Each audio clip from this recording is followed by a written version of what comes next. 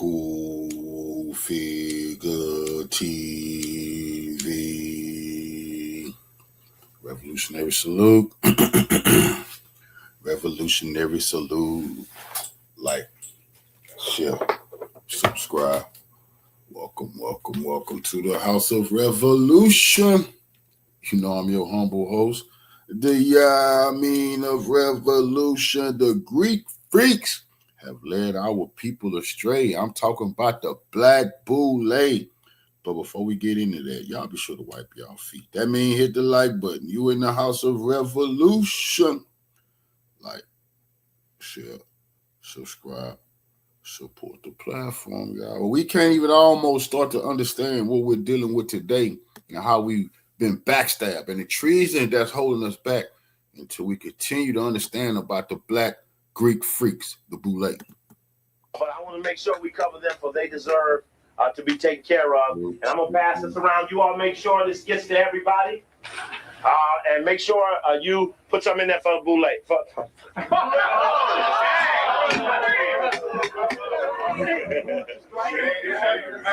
I want to tell you a story, though.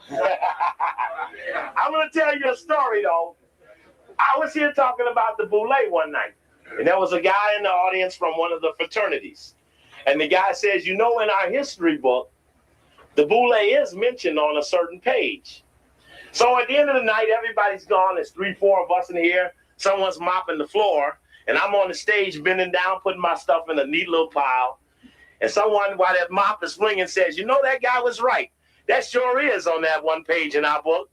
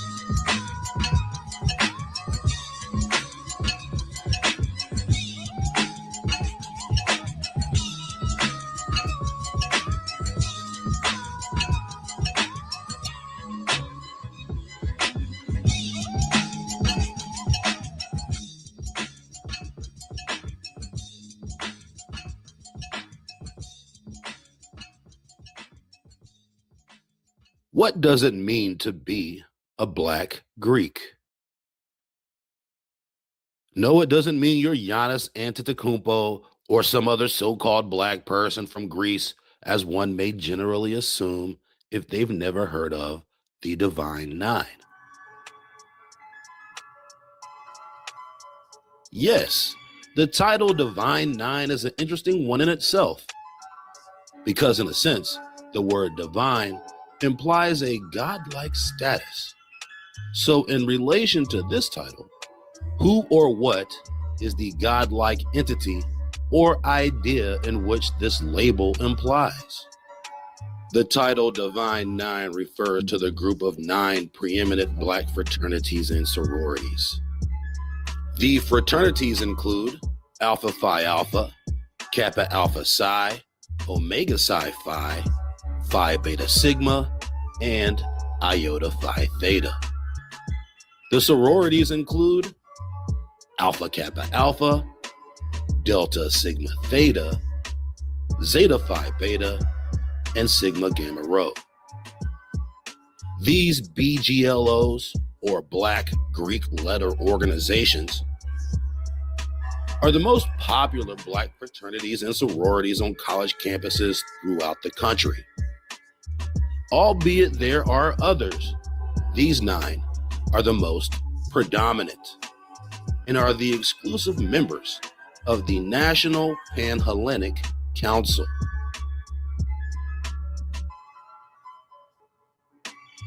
One may find it interesting that a group of Negroes refer to themselves as Pan-Hellenic. The term Hellenic implies Greece or anything to do with Greek culture. So why would a group of so-called black people refer to themselves as a Pan-Hellenic Council? Why not Pan-African? Why not Pan-African American? What is their reason for adopting, or some would say co-opting, the same Greek letter titles already in use by their supposedly racist white counterparts?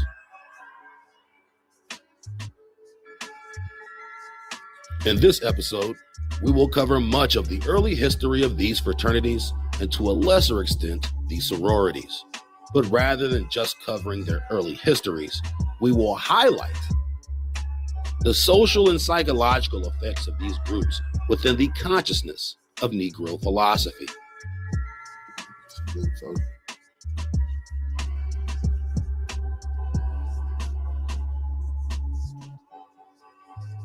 These fraternities and sororities sit at the confluence of the average Negro and the hierarchy of the so-called elite black intelligentsia. So the question must be asked, are these fraternities and sororities guilty of pushing a false historical agenda to the masses of not only black folk, but the world in general? Are these groups being puppeteered in secret, or are they self-ruling entities without any strings attached?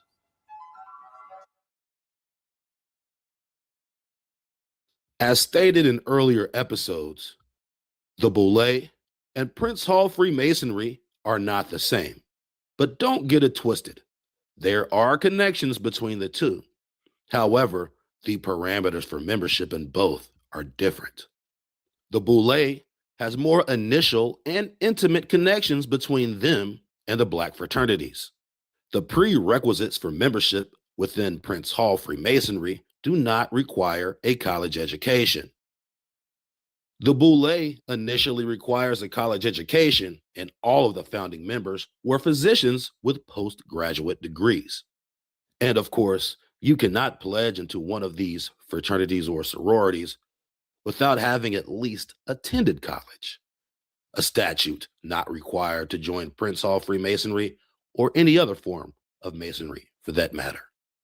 But be all this as it may, these fraternities were not just modeled after elements of Freemasonry, but also secret societies such as the Skull and Bones, as documented in the history of Sigma Pi Phi, which was the model later followed by these fraternities.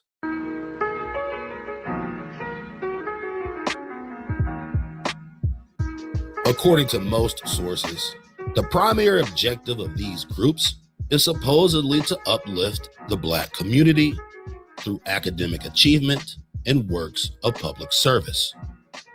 But the question must be asked, are these fraternities actually uplifting for the black community, or are they gatekeeping for the black community, creating invisible social barriers? And yet an even more pressing question would be, is there something more sinister being hidden behind their colorful veil? One of the best examples of this secrecy is the use of the Sphinx as a symbol. In regards to the Grecian Sphinx, the Sphinx is known as a gatekeeper of secrets, and one must reveal a secret to the gatekeeper in order to get past the Sphinx. The Sphinx symbol is prominently placed on the official seal of Sigma Pi Phi, and it is also used by Alpha Phi Alpha. The foundation of these groups goes back to the early 1900s, when blacks supposedly were restricted from joining other Greek letter organizations, especially on white college campuses.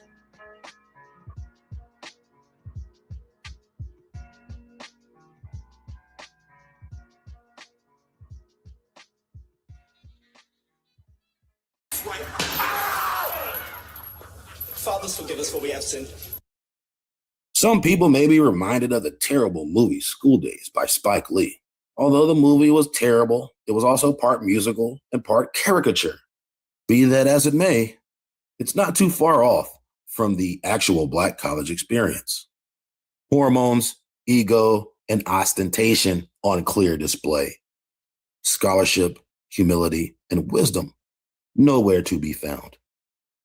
If you want to see dancing, pageantry, costume, false bravado, and pretentiousness, you're in the right place. But labeling these charades as black excellence might be the epitome of black ignorance.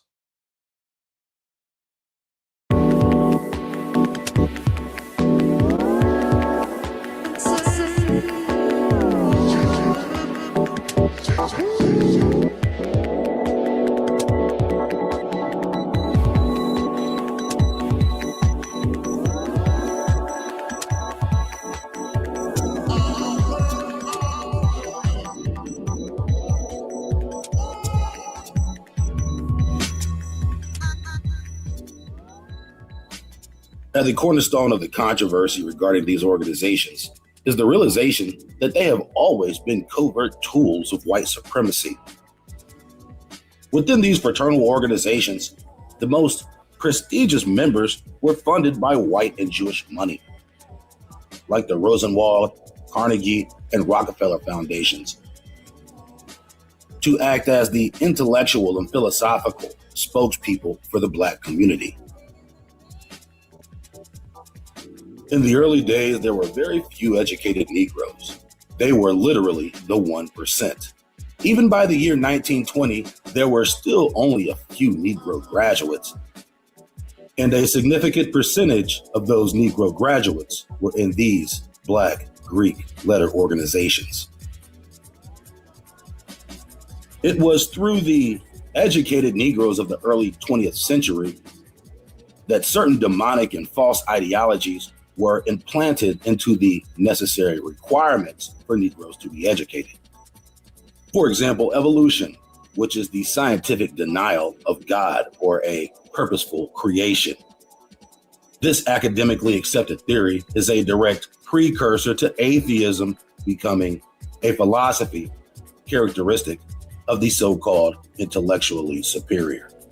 Within this evolutionary framework, the hidden hand of the heathen uses these Negro tokens to propagandize satanic ideas under the pretense of the perfection of science, such as the out of Africa theory and the theory of evolution, which go hand in hand with Pan-Africanism.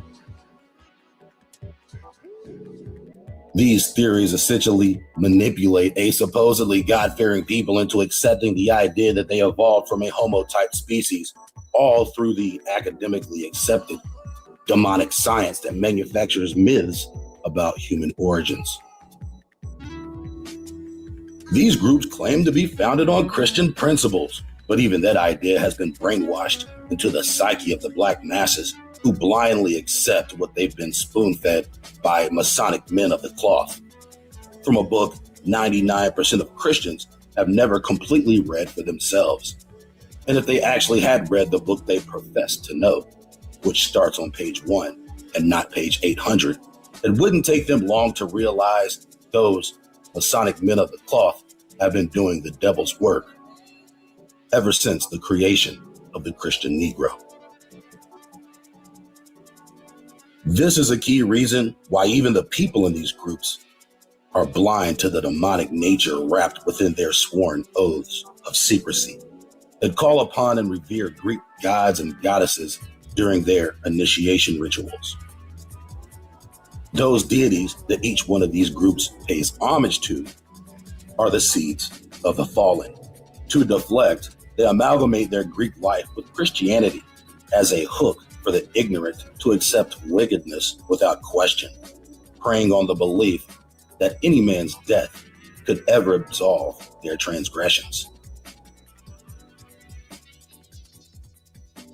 Another argument in opposition to these organizations is the fact they perpetuate the subculture of abuse and secrecy that has been accepted and normalized. The normalization of abuse on young people maintains the code that silence is loyalty, encourages treachery. This is representative of the subculture of abuse and secrecy within the entire Black community as a whole, where types of physical, psychological, and sexual abuses are accepted, unacknowledged, and unaddressed.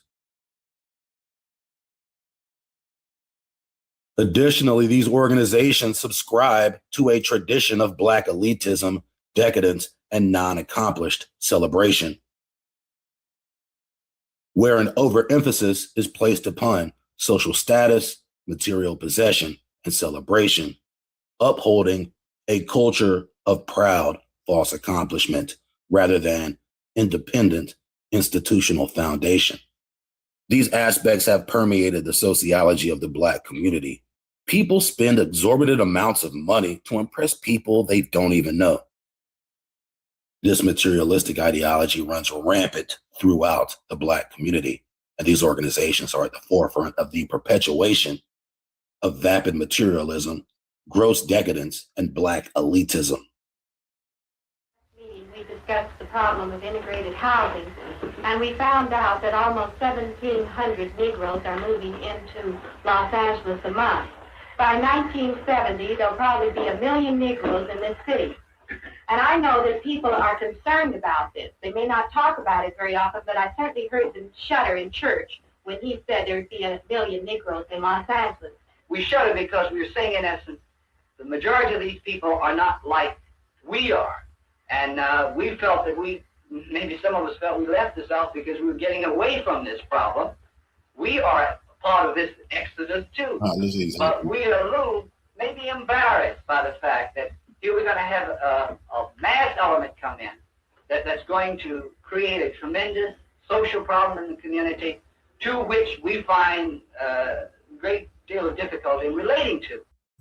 Listen to these quote, niggas. For that section of the Black bourgeoisie, which devotes itself to society, life has become a succession of carnivals. In cities all over the country, Negro society has inaugurated debutante balls or cotillions, which provide an opportunity every year for the so-called rich Negroes to indulge in lavish expenditures and create a world of fantasy to satisfy their longing for recognition. Very often, these rich Negroes mortgage their homes in order to maintain the fiction that they are able to indulge in these vast spectacles of make-believe. In Philadelphia, the debutante ball, known as the Pink Cotillion, is reputed to excel all others in the country. At this debutante ball, noted for the money spent on decorations and the expensive gowns and jewels worn by the women, an award is made each year to some distinguished Negro. This award consists of a Diamond Cross of Malta. The Diamond Cross of Malta, which has to have some sort of Freemasonic foundation, was presented successively to Marian Anderson, Dr. Ralph Bunch, and Miss Mary McLeod Bethune. The debutante balls are written up in the Negro press with pictures in order to show the splendor and wealth of those who participate in this world of make-believe. Quote, the debutante balls are only one manifestation of the carnival spirit of Negro society, which never slackens, especially since the Black bourgeoisie has been enjoying unusual prosperity during the recent years. The weekly accounts in the Negro press of the activities of Negro society are invariably stories of unbridled extravagance. These stories include a catalog of jewelry, the gowns and mink coats worn by the women, often accompanied by an estimate of the value of clothes and jewelry and the cost of the parties in which they attend. One constantly reads of chauffeured Cadillac cars in which they ride to parties and of the cost of the homes in which they live. The carnival spirit of Negro society, with its emphasis upon conspicuous consumption, has permeated the Negro colleges, where the fraternities and sororities compete with each other to excel in the amount of money spent for flowers, decorations, and entertainment. It was reported in the Negro press that during the Christmas holidays in 1952, 9 Greek letter societies meeting in 4 cities spent $2.225 million. Most of the persons attending the college fraternities and sororities were not, of course, college students, but as the article stated, top social and intellectual leaders. For these top social and intellectual leaders, the fraternities and sororities represented their most serious interest in life. Quote, for a large section of the Black bourgeoisie, their activities as members of society are their most serious or often their only serious preoccupation. Their preoccupation with society has its roots in the traditions of the Negro community in the United States. As we have seen above, their position of house servants during slavery, Negroes acquired from their white masters notions of what constituted social life or society after emancipation. End quote. I don't want to sound like a do-gooder, because I really am not, and I'm somewhat of a snob. But I do think that with these people coming in who are not our intellectual equals, nor are they of our sociological bracket, they're not to be a handicap to us. They'll find their own level. Now, I do sound like a snob, but I don't mean it this way. But they're used to living a certain way, and they too might rise up above their origins and might one day be our associates. Now let's address the elephant in the room. No, not that elephant. For as much as these societies are lauded and celebrated by the public, there has been an undeniable history of violence, depravity, humiliation, and sexuality hidden within these organizations that is often swept under the rug. As is the case with most examples, the history of these despicable acts is well known yet not discussed, and generally accepted by anyone who decides to undergo the pledging process to join any of these fraternities or sororities. There's a thin line between haze and hate. It's important to note, hazing itself is not unique to the so-called Black fraternities. Hazing is a practice long instituted with all fraternities across the board, including the Freemasons.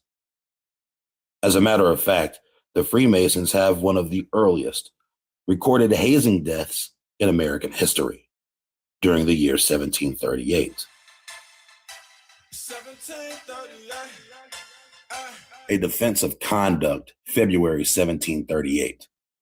Printed in the Pennsylvania Gazette, February 15th, 1737, 1738. Quote, Dr. Evan Jones, chemist at the Golden Paracelsus Head in Philadelphia, had a simple-minded apprentice named Daniel Reeves, who thought he wanted to be a Mason. With several cronies, one a renegade Mason, Jones, thinking to have some agreeable sport, set up a burlesque initiation ceremony, complete with scandalous oath of allegiance to Satan. One, John Tackerberry, was responsible for the ceremony. John Remington, a lawyer, wrote the oath. In the garden of Jones's house, young Reeves was initiated with meaningless, ludicrous, and obscene signs and ceremonies, pledging his loyalty to the Prince of Darkness and drinking a sacramental cup which contained a strong purgative. Jones and Remington enjoyed repeating their account of the affair. Franklin heard it, laughed heartily, and asked for a copy of the oath, which he showed and read to various friends in the ensuing days. The initiation had been such fun that Jones invited a number of people to watch Reeves receive another degree in Freemasonry on the evening of June 13th in the cellar of his house. One Sullivan, dressed in a cow's hide with horns, impersonated the devil through the bluish flames of a bowl of brandy, which the doctor lighted. The faces of those officiating appeared ghastly and hideous. Young Reeves seems to have regarded the performance too stolidly for the amusement of his audience. Jones, to make things livelier and more frightening, raised the flaming bowl and, grimacing through the haze, approached the boy. Suddenly he threw or accidentally spilled the burning spirits, and Daniel Reeves died from his burns 2 days later. The news spread rapidly. The Masons immediately disavowed any connection with it or the participants. Franklin, Ben Franklin that is, reported what he knew to the authorities. Oh, Franklin, he was the snitch, huh? Franklin reported what he knew to the authorities. What you mean? You ain't supposed to say nothing to nobody. A coroner's inquest found it only an unfortunate accident.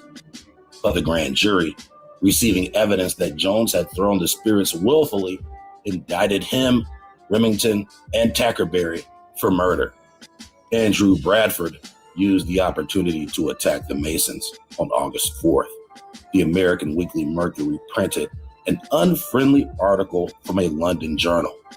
At the trial in 1738, Franklin appeared as a witness for the prosecution. What? He ain't turned his back on the boys, did he? Jones and Remington were found guilty of manslaughter. The first was burned in the hand and released. The latter was granted a limited pardon, while Tackerberry was acquitted. Found guilty of manslaughter, one guy got burnt on the hand, the other one was granted a limited pardon. This is after being found guilty, by the way. So was this even a real trial? They just went through a mock ritual. Was this a mock trial? Because essentially they got away with a slap on the wrist or a burn on the hand in this case. Even though Franklin appeared to have turned on his boys, was it all just a mockery? Because at the end, even after being found guilty, they didn't receive much penalty for manslaughter. In a report of the Attorney General's pleading, a writer in the Pennsylvania Gazette, February 7th, declared that the act that killed Reese was murder and should be punished as such. To the strictures, C.D. replied to the Mercury February 14th, reviewing the testimony at the trial and particularly calling attention to Franklin's conduct. Franklin, he said, had read the blasphemous oath several days before the fatal June 13th and was pleased to express his approbation thereof by a most hearty laughter and in friendship desired to have further perusal of it, which in several companies he diverted himself with the reading of. And being informed how D.R. had been initiated in the garden, he candidly saluted him by the name of brother, and to encourage him in it, he gave him a sign, as they term it, and congratulated him on being admitted into the brotherhood, and desired to have notice to be present at the diversion of Snapdragon. To these charges, Franklin replied in his own defense in the Gazette, February 15th. Oh, so he got a good laugh out of it. Ben Franklin was all part of the ruse, all part of this fake ritual ceremony that led to the death of Daniel Reese. Franklin goes on to try to defend himself. He participated in a fake, what they calling fake ceremony. Maybe it was a real ceremony. And maybe they're just calling it fake because they had to divulge information to the grand jury.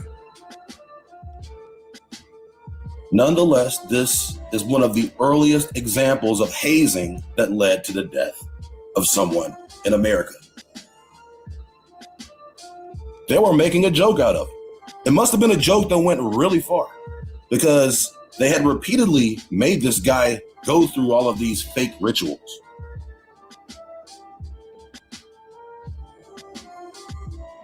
End quote. A defense of conduct. February 15th, 1738. Pennsylvania Gazette.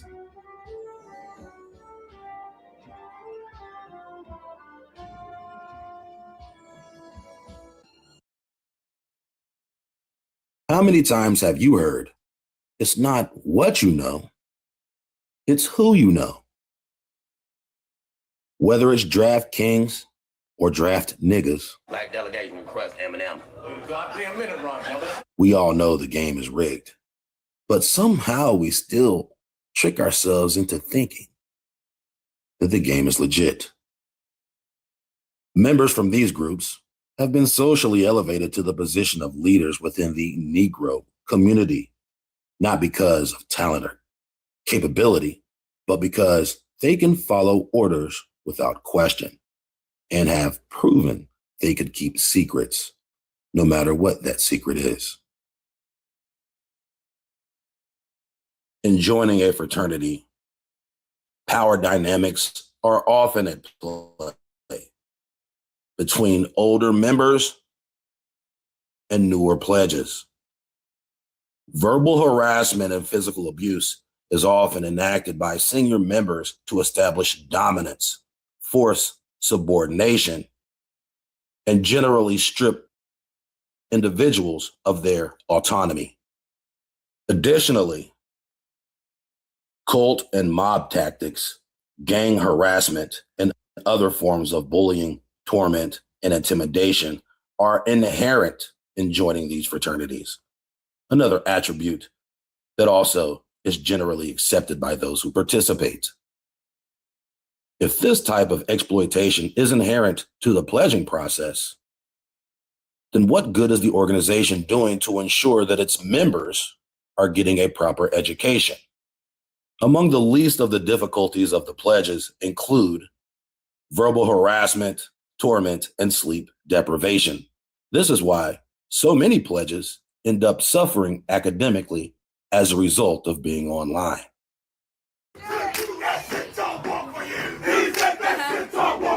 I see you, Ace! Founded in 1963, Iota Phi Theta is the youngest of all of the organizations in the Divine Nine.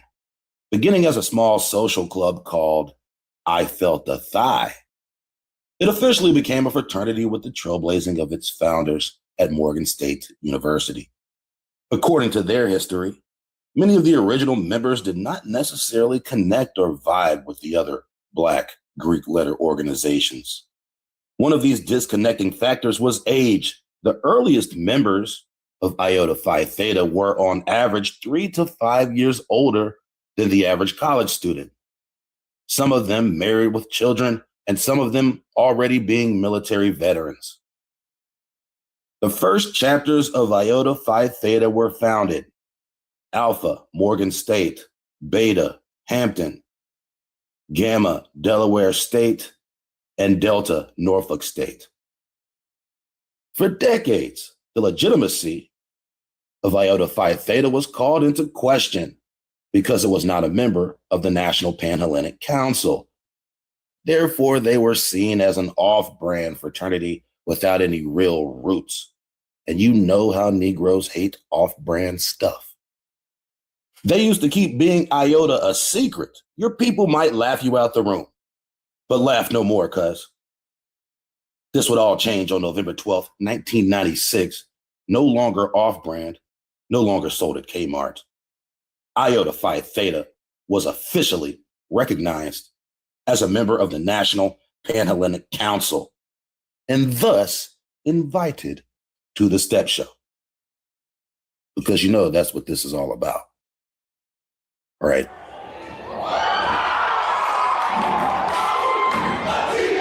The fraternity official colors are brown and gold.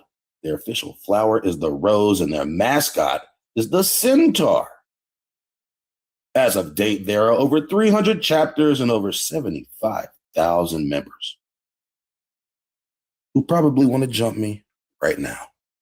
Members include possibly the illest nigga in Nebraska history, Tommy Frazier, quarterback for the Cornhuskers. Look at Tommy Frazier. NBA Hall of Famers Elvin Hayes and Calvin Murphy. They must have been the first niggas to pledge. Black Panther Congressman Bobby Rush. And that Scaboppity nigga from Living Single, T.C. Carson, along with an iota of other less notable niggas.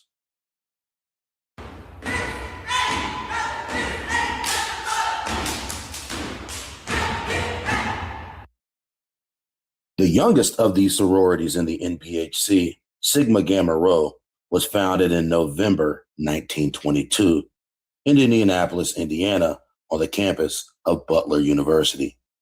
Sigma Gamma Rho is the only Black Greek letter sorority to be founded at a predominantly white university. Furthermore, it is the only sorority in the NPHC not to be founded at Howard. Originally conceived by Mary Lou Allison as an organization for school teachers, because at the time, teaching or instructing was the top conduit for women of color to accelerate their status in society, the sorority would take a philosophical pivot in its formative years. They widened their scope to include desirable young women regardless of their professional interests. The organization became an official member of the National Pan-Hellenic Council in 1937. The official colors of Sigma Gamma Rho are blue and gold. Their official flower is the yellow tea rose, and their mascot is the poodle. They have over 400 chapters. Their motto is greater service, greater progress. Their most notable members are most likely honorary, with a couple women of note sprinkled in between, like Ruth Whitehead Whaley, the first colored woman to be admitted to practice law in North Carolina, and the third colored woman in New York admitted to practice law. The Riverside Police Department is investigating the death of 20-year-old Tyler Hilliard. They're awaiting the results of an autopsy, but did confirm they're investigating the possibility of hazing. He would have been a junior this year. Classes start next week. They say he recently pledged at Alpha Phi Alpha. This is a picture from that fraternity's website, and that activities began in July. Now, according to the website, Alpha Phi Alpha has a strict no hazing stance, but the family says, unfortunately, hazing was a big part of the activities Hilliard was involved with. He was allegedly forced to eat, forced to drink large amounts of water, and even paddled with a piece of cactus. Late last week, he was admitted to the hospital for having difficulty breathing, but was later released. But this past Saturday, the family says the fraternity ordered him and the other pledges to Mount Rubidoux for what they called a day run, even though it was 9:15 at night. The family says what happened next is unclear, but the paramedics were called, again, for having difficulty breathing. Hilliard was rushed to the hospital, but was later pronounced dead.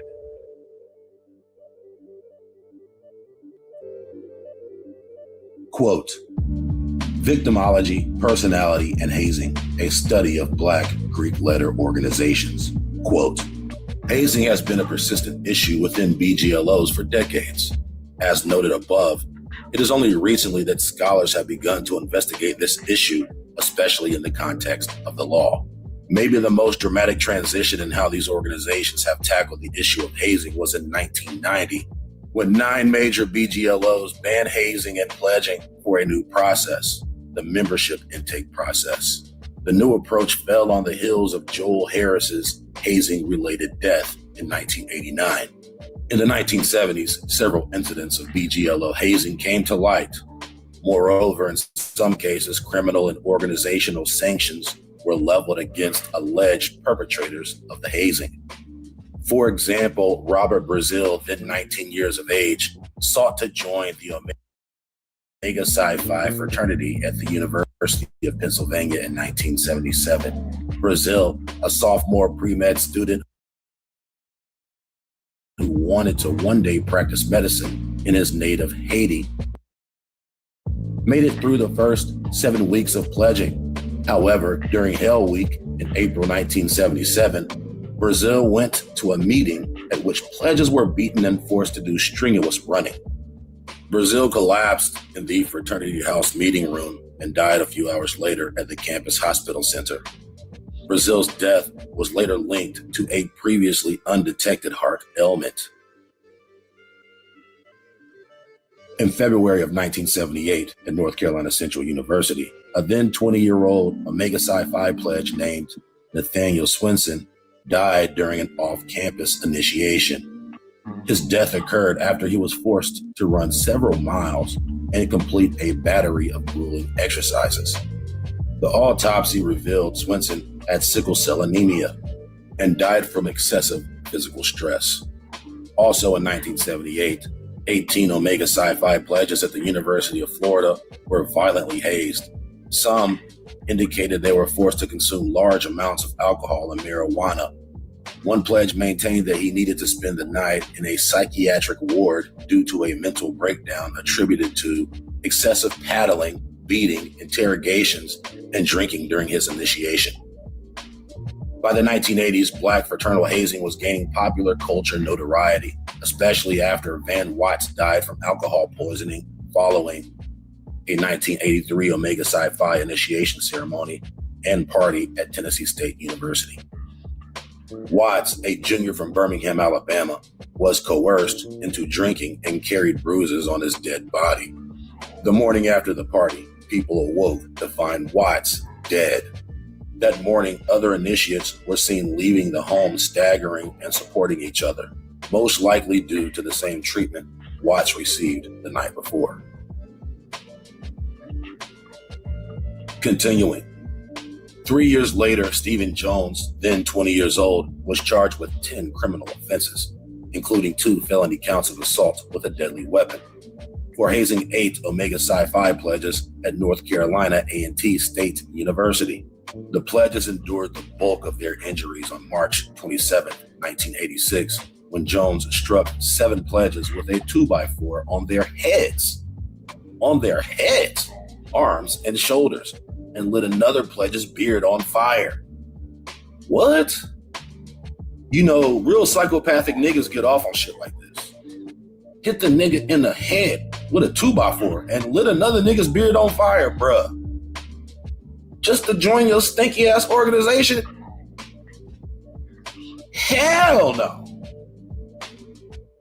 One pledge suffered a large wound on his head, which would not close with stitches. Another pledge required 7 stitches for a wound on his head.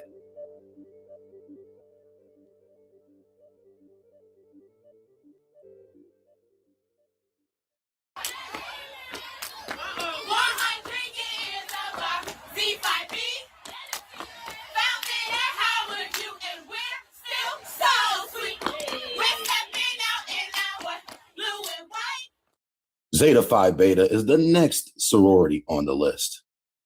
They were founded in 1920, 2 years before Sigma Gamma Rho. The Zetas were spawned as a sister organization of Phi Beta Sigma, which was founded in 1914. As was the case with the other sororities in the Divine Nine, with the exception of Sigma Gamma Rho, Zeta Phi Beta was founded at Howard University. Arizona Cleaver, one of their founders, was also in a relationship with Robert Samuel Taylor, a member of Phi Beta Sigma. His influence or other secret masculine power persuaded her to envision a new sister chapter for his brothers. So he enlisted her to the task of finding some other young women at Howard. He was basically like, where your homegirls at?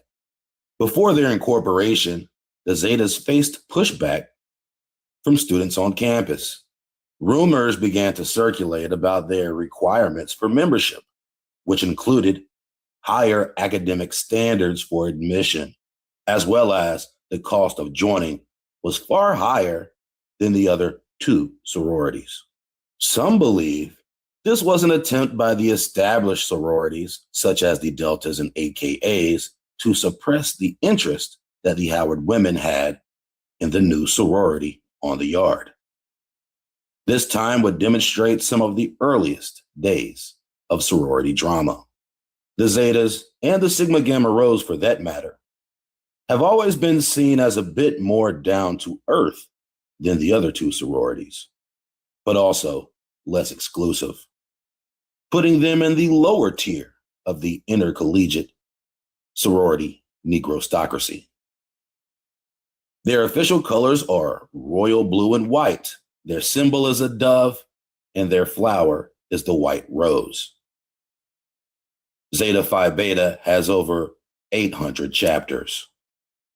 Zetas of distinction include Harlem Renaissance Queen Zora Neale Hurston, Cheryl Underwood, and several other honorary Zetas in the entertainment industry, as well as other notable women of lesser popularity.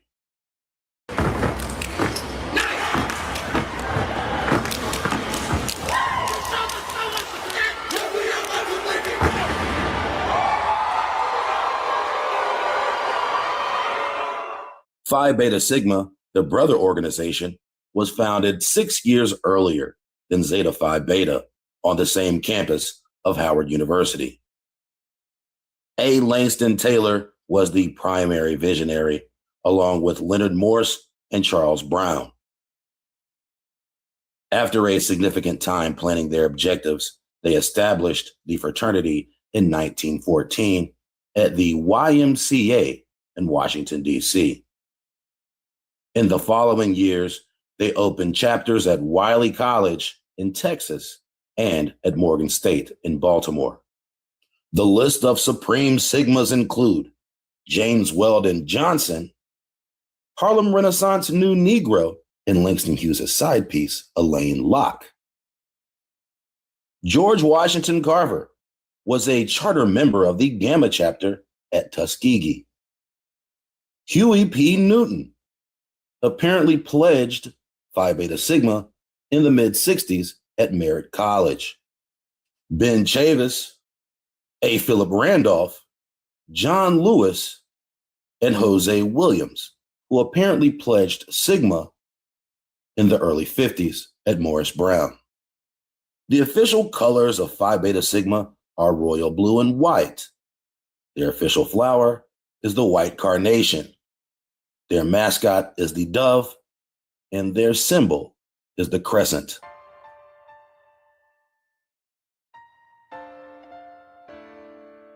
At least 2 of the 3 founding members of Phi Beta Sigma were Freemasons, Leonard Morse and A. Langston Taylor.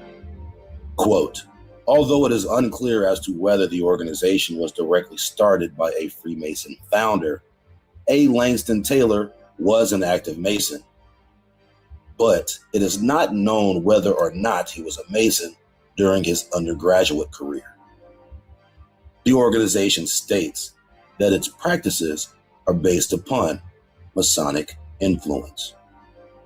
Quote, from a Phi Beta Sigma initiation ritual, quote, Deputy, fellow Greek, with your mind's eye, you are privileged to observe the wonder of Mount Olympus, where Ares, the Greek god of war, resided.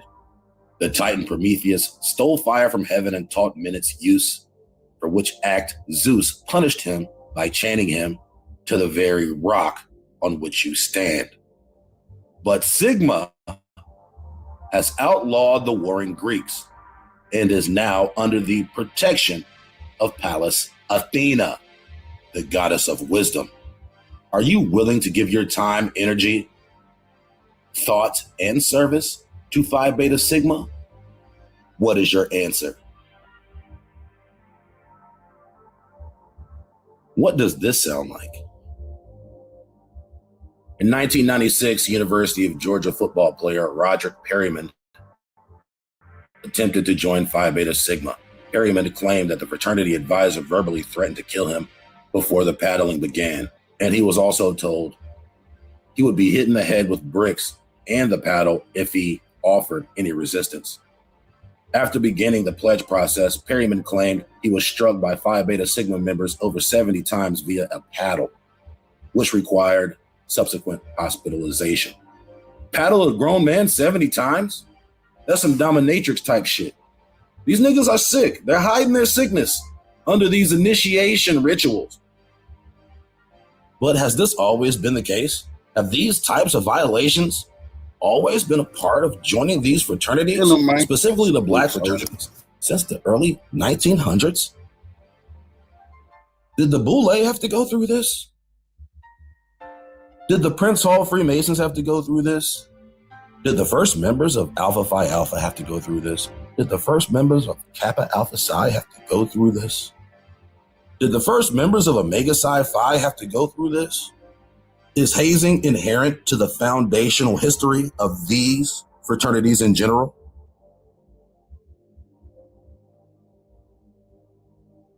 Quote, Black Bourgeoisie by E. Franklin Frazier. Quote, it is in the Greek letter fraternities that the so-called intellectual members of the Black bourgeoisie often gain recognition and power. Negro Greek letter societies arose as the result of the refusal of white Greek letter societies to admit colored people. The first of these societies, Sigma Pi Phi, which has come to be known simply as the Boule, was organized in Philadelphia in 1904. When there were relatively few Negro college graduates and professional people scattered about the country. Although the original aim of the society was to bring together the aristocracy of talent, it has become one of the main expressions of social snobbishness on the part of the Black bourgeoisie. 2 years after this society was organized, the first Negro Greek letter society for college students was set up at Cornell University. A number of chapters of this fraternity were soon set up in Negro and white colleges. Then after a few years, Greek letter societies for both men and women were organized with chapters in the various Negro colleges of the South. These Greek letter societies are especially important in molding the outlook of the Black bourgeoisie. In the Negro colleges, memberships in these organizations indicates that the student has escaped from his working class background and achieved middle-class status. In their social activities, these societies foster all the middle-class values, especially conspicuous consumption. Moreover, they tend to divert the students from a serious interest in education.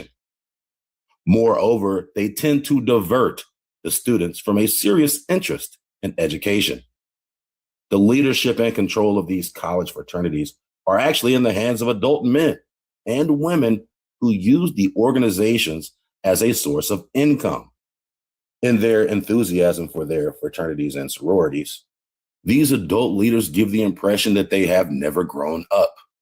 The fraternities represent very often the widest social and intellectual orientation of the leaders, as well as their deepest loyalties. One college professor, who was a great fraternity man, stated that the three things which he loved most were his God, his wife, and his fraternity. End quote. Last of all, the hero of the nation, the man whose birthday is a public holiday and whose face appears on the country's stamps and coins, Kwame Nkrumah, Prime Minister of Ghana. The rash of slogans everywhere had put the delegates in a receptive mood for the fighting speech which Mr. Nkrumah had prepared. There were cries of freedom as he entered the hall. People from these groups are the selected mouthpieces for the entire Negro community, essentially turning the Black voice into a monolith of ideology. This is one of their most effective weapons against the community as a whole. To quote the actor who played the second Joe Biden, and you ain't black. You ain't black. Then trot out the tokens who have been chosen by the secret hand to define blackness. This mockery can be easily defined as a multiplicity of mindfuckery.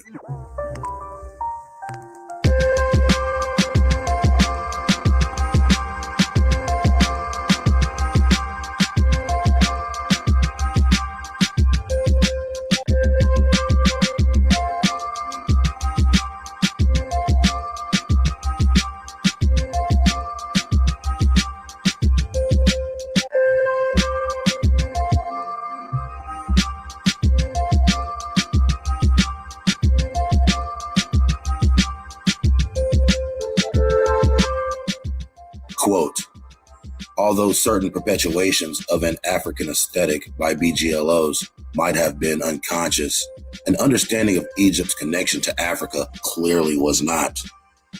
Might have been unconscious. An understanding of Egypt's connection to Africa clearly was not. What does it even mean? All 8 organizations drew clear connections to Egypt.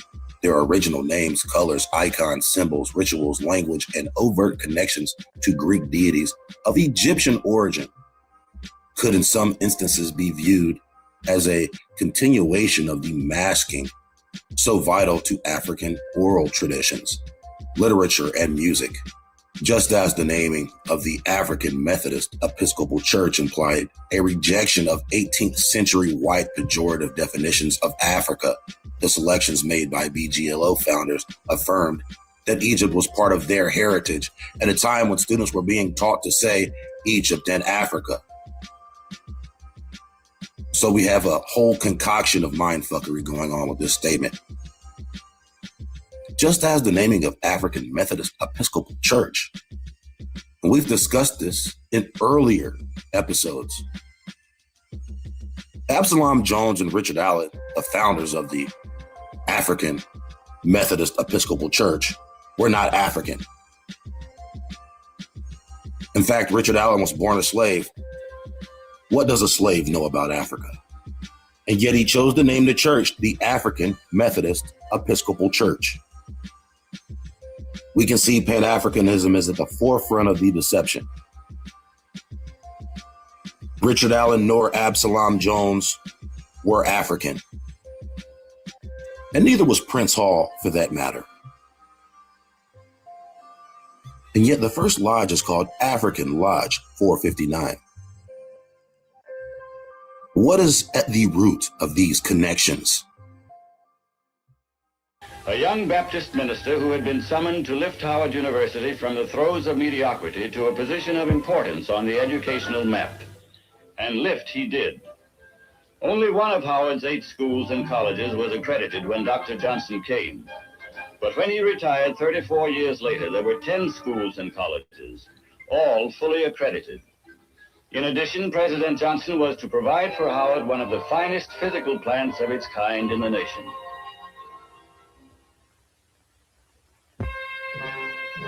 One of the many advantages that Howard University students enjoy is the school's location in the nation's capital. Here, Howard University students are everyday witnesses to history in the making. They are frequent visitors to the Capitol building and the halls of Congress. Many are the hours that the Howard student spends at the agencies of the federal government in his quest for knowledge. The Smithsonian Institution, the Library of Congress, the Supreme Court, and the National Gallery of Art.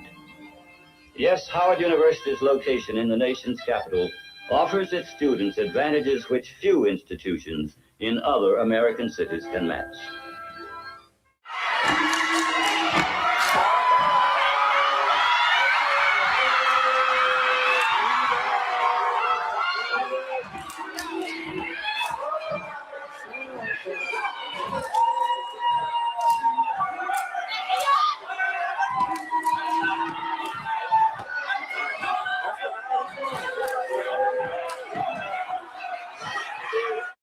Founded in 1911, Omega Psi Phi was the first D9 fraternity founded at a Negro institution, Howard University. The 2 other fraternities, the Alphas and the Kappas, were both founded at white universities. According to sources, it was stated that Alpha Phi Alpha had become an exclusive social set. As the only fraternity on campus at the time, the Alphas were accused of snobbishness toward the darker students and those not from prominent families. Despite this narrative, Ernest Just, the primary advisor and founder of Omega Psi Phi, was already light-skinned and prominent. The other 3 founders, Eddie Love, O.J. Cooper, and Frank Coleman, were students at the time, class of 1913. Just was 28 years old at the founding of Omega Psi Phi, but prior to his tenure at Howard, he had graduated magna cum laude from Dartmouth College, one of the most exclusive Ivy League schools in the country, meaning that even before becoming a founder of Omega Psi Phi, he was already an established elite Negro of nobility. Surely he was top 5 on the Boule draft board. As an elite biologist, he was a perfect fit for their existing roster. Long before he was the first Omega man, Just had already joined a much more elite and exclusive fraternity, Phi Beta Kappa. Listen to this. Mr. James Davis, Doctor of Law, Doctor of Philosophy, Phi Beta Kappa. Now, isn't that sweet? Phi Beta Kappa. What's yours, Flatfoot or Copper? Who said that? Who are you? Established at the College of William and Mary in 1776, Phi Beta Kappa is the oldest academic honor society in the United States and regarded by many as the most prestigious academic society one can be a member of. Chapters were later established at Yale in 1780, Harvard in 1781, and Dartmouth in 1787. The same chapter Ernest Just was a member. The Phi Beta Kappa roster includes over 100 Nobel Prize laureates, over 40 Supreme Court judges, and 17 presidents. Undoubtedly, this society was founded and steeped heavily in and modeled after Masonic influence. Even their initiation rituals and handshakes were directly taken from the Freemasons, as well as one founder, Thomas Smith, being a Freemason even before the society was established. Conversely, the road to the establishment for Omega Psi Phi was not a smooth one. They faced hateration and holleration, I would assume, from then pale-faced president of Howard, Wilbur Thurk-Feasy. The early members of Omega brazenly wanted their new fraternity to be established as a national organization, despite the fact this was their first and only chapter. Thurk-Feasy resentfully rejected their nigger nonsense, even threatening the founders with expulsion for their high yellow audacity. The school did not accept Omega Psi Phi as a national organization, so they operated without official sanction for 2 years. In the meantime, on the perpetual hunt for hoes, for which they are well known, the Omegas looked to establish their own sister organization. It just so happened that essential members of Omega were already smashing the right women for the task. But the problem was, they had already joined another sorority. I said I need a team of all natural head to toe queens to decorate the principal's office, brothers and sisters. Oh, yes. The Deltas began as a splinter cell of the AKAs. The sorority had previously been established on the campus of Howard years before the creation of Delta Sigma Theta. One day, the women in the chapter at Howard, with the exception of the president, up and decided they wanted to go in a different direction. They wanted to be a new gang with a new name and new colors. President Nellie Quander wasn't playing none of those girly games and stood her ground, refusing to acquiesce to this sophomoric scheme.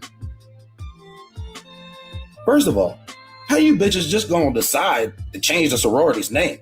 You have already pledged into this one. Y'all bitches lock in. Nellie had a mulatto mutiny on her hands. Her girls had been infiltrated and flipped, possibly by a pack of Q-dongs. Nevertheless, the girls dropped AKA and created a new sorority, Delta Sigma Theta, whose founders are comprised of mostly defected AKAs. Notwithstanding, the newly created Deltas expanded in the following years. In 1914, they established the Alpha chapter at Howard, the Beta chapter at Wilberforce. The Gamma chapter was established in 1918 at the University of Pennsylvania. Notable members include feminist pro-abortion welfare queen Shirley Chisholm, Wilma Rudolph, and Rudy Huxtable.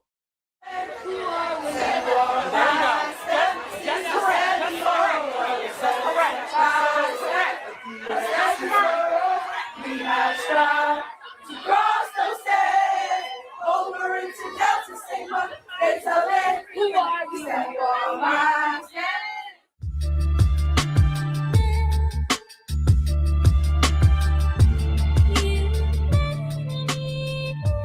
Since their formulation, Delta Sigma Theta has always been bound together with Omega Psi Phi, demonstrating one of the strongest brother-sister relationships, if that's what you want to call it, in the MPHC. Although technically unofficial, many Deltas are indeed married to Omegas, and in fact, many Deltas will tell you they only marry within the Greek circle.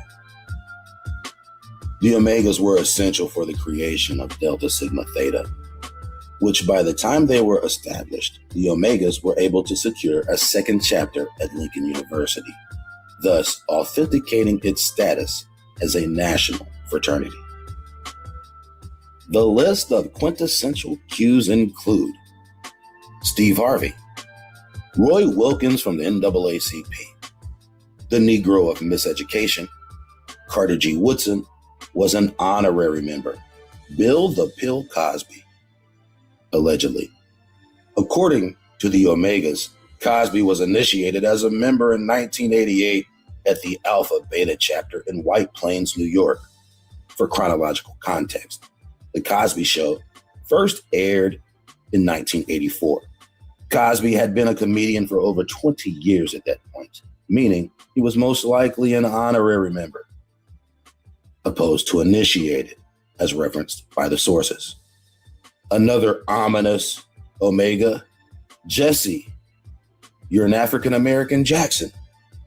According to the fraternity official website, after his initiation through the Pi Psi chapter in spring of 1960, he was elected to Vice Grand Basilius in 1962. An interesting tidbit about this story is the fact that Jackson became an Omega at the University of Illinois. According to the record, Jackson transferred to North Carolina A&T after his second semester, meaning he became an Omega within his freshman year at the University of Illinois, an exception generally not practiced by the fraternity. Jackson specified his reason for leaving the University of Illinois as racism. He mentions the school prevented him from playing quarterback and hinted the reason was because he was black. Although Illinois had a black quarterback, Mel Myers, on the roster the previous 1959 season. Some have speculated Cap and that the real reason he left Illinois was because the school had put him on academic probation. Nonetheless, Jackson became an Omega just in time to be the face for the civil rights movement that materialized in Greensboro, North Carolina, a place he had just recently moved to by February 1st, 1960. Despite being the new nigga in town, Jesse became the leading voice of the sit-in movement during the time of the earliest televised media broadcasts. Jackson was catapulted into the national spotlight as a young, up-and-coming civil rights leader. He even got a few snaps at quarterback. Though apparently an initiated Q-Dog, Jesse did not become a Freemason until he was 46 years old. Hold up. Why is he looking at him like that? And why is he looking at him like that? And why is he looking at him like that? Why are they all looking at each other like that? Other interesting Omegas include militant leader of the new Black Panther Party, Khalid Muhammad, who joined at Dillard University in 1967. Communist, gay rights activist, Jewish activist, assistant handler of Martin Luther King and Bathroom Betty, Bayard Rustin, joined Omega before 1935 at the oldest accredited Negro institution, Wilberforce University. And everyone's favorite basketball nigga, Michael Jordan, joined the Omicron Alpha chapter, Wilmington, North Carolina, in 1987. He did not pledge at the University of North Carolina, as many may think. It was the year he had one of the greatest statistical basketball seasons of all time. The Omegas saw that and were like, hey man, come play for us. And finally, founder Ernest Just, the world-renowned biologist, was eventually drafted in the first round by the Boule. I'm just in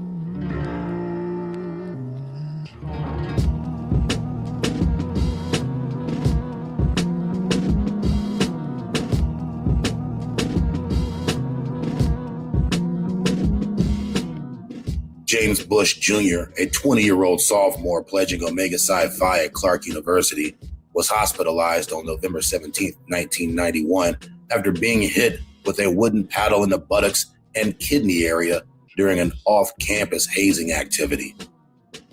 3 members took Bush and 10 other pledges to a high school football field and beat them. Bush suffered kidney damage, bruised kidneys, and a raw buttocks as a result of the incident.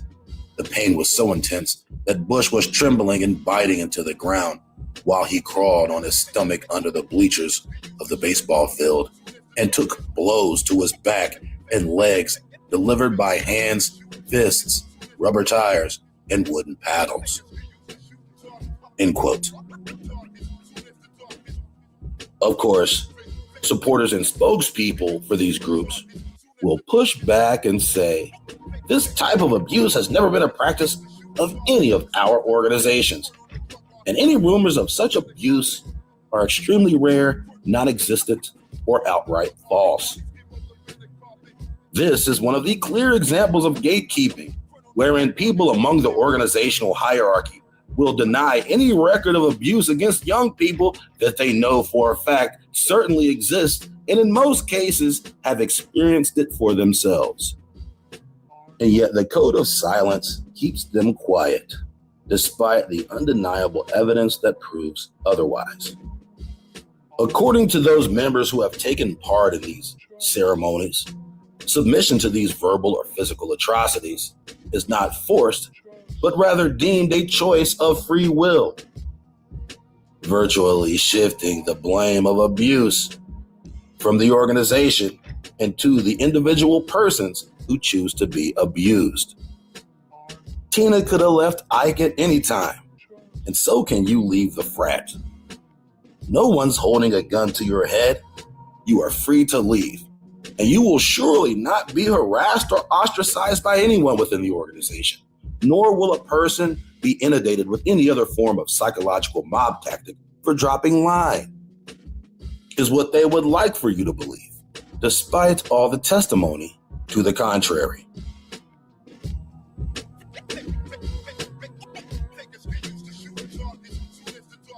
An unaccounted number of violent deaths have occurred as part of the pledging process associated with nearly every fraternity, not just those in the Divine Nine. So much so that the expectation for pledging includes violence and degradation as a general understanding when undergoing the process. 2 of the most common forms of hazing that have led to death are physical abuse. For example, various ritual beatings that end up going too far, and physical exertion like heat stroke or exhaustion as a result of passing out during strenuous military-style physical workouts. And in many cases, deaths have been a result of both combined. Quote from an Omega Psi Phi initiation ritual. Quote, the neophyte shall be conducted into a darkened room into which there shall be previously placed a couch, a dagger or knife, and a dummy breast. The neophyte is given the dagger to examine and hold in his right hand in a position for stabbing. A member shall lie up on the couch with his left breast bared of clothing, and the neophyte shall be told to feel and interpret what is felt. He shall be made to realize what is felt is human flesh upon the region of the heart, and told to get his distance. For his is the duty of driving to the hilt, the dagger into his hand, into the breast he has just recognized. You see what's going on here? This is a mock murder ritual. The members shall then quietly step aside and the dummy breast substituted The neophyte shall be commanded to stab. If he fails to stab, the hand clutching the dagger shall be made to execute the command. Piercing groans and cries of murder shall be made by the members, while same shall improvise means of getting the murderer from the grasp of the law. Under this guise, the neophyte shall be conducted to the next test. Upon researching the initiation rituals of Omega Psi Phi, I did not find any allusions to any Greek gods. However, their initiation ceremony is clearly Freemasonic. Howard University has come a long way in its first 100 years. Frederick Douglass Memorial Hall is one of 8 classroom buildings for the College of Liberal Arts, largest of the university's 10 schools and colleges. It is also the center of most undergraduate activity at Howard. One of the newer curricula of the College of Liberal Arts is the Honors Program. This is an enriched course of study for a select group of exceptionally talented students. The graduate school also has its unique curricula, including a special program of African studies. Here, African nationals, as well as students from throughout the world, study and plan for careers in or related to the newly emerging nations of Africa.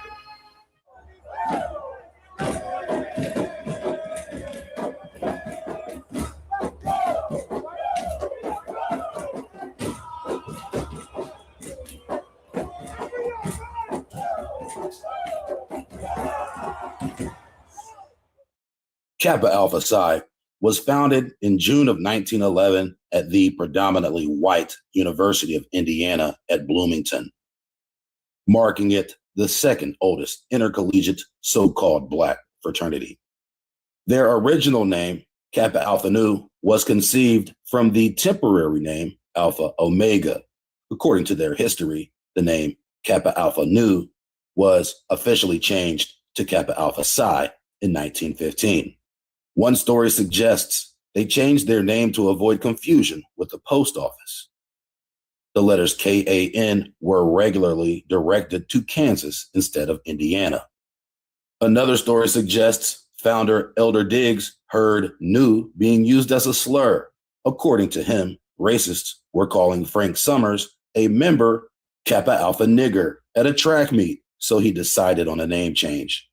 In observation of this, the organization proudly asserts that they have never suggested that race plays a factor in consideration for membership or have ever withheld membership from anyone, regardless of their color, religion, or national origin. The nickname Noops is a nod to their origins as Kappa Alpha Nu, as the name itself is a nod to Alpha Kappa Nu, a short-lived predecessor from 1903. An interesting tidbit about the Kappa founders is the fact they were all accepted to a predominantly white university long before Indiana was desegregated in the early 1950s.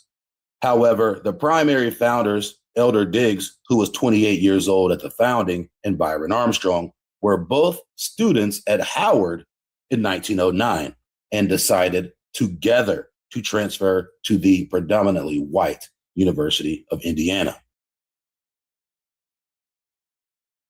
Indeed, the fraternity's first 3 chapters were opened at predominantly white universities: Alpha at Indiana, Beta at Illinois, and Gamma at Iowa.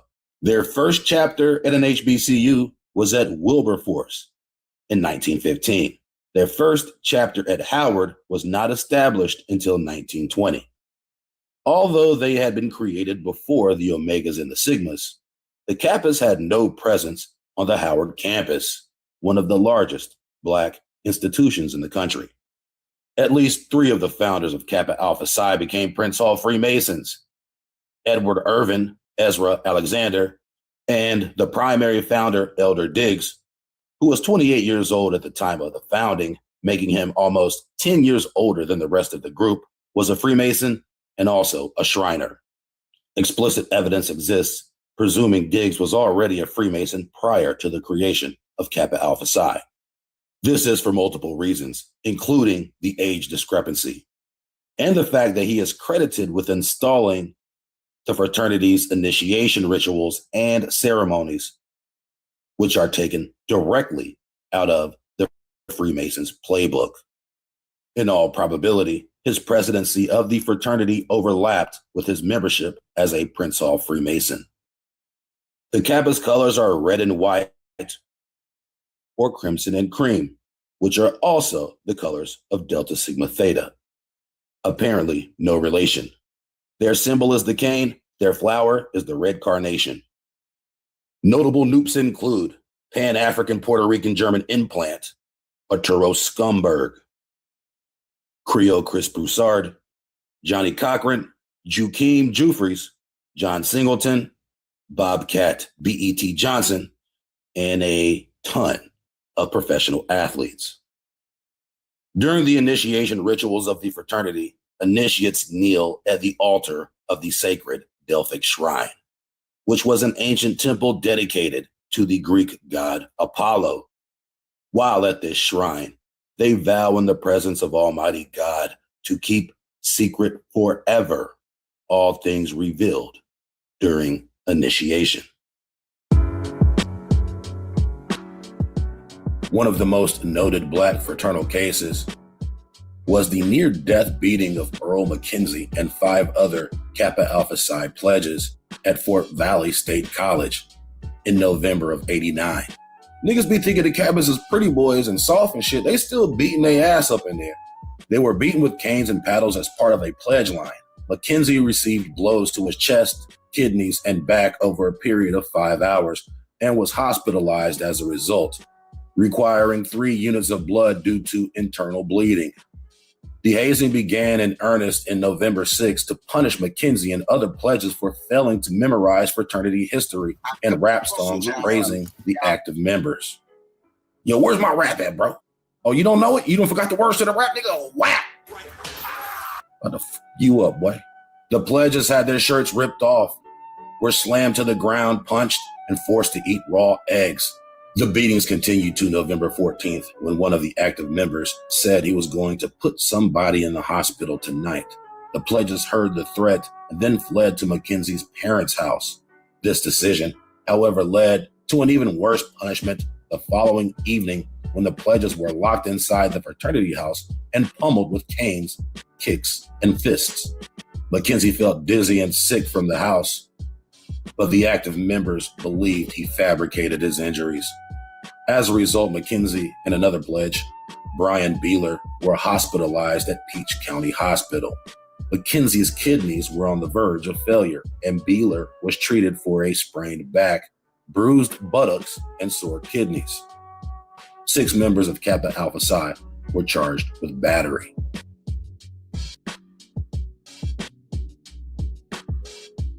Quote, Wardell Pride pledged Kappa Alpha Psi at Tennessee State University in 1991 when he was hazed in ritualized heat sessions.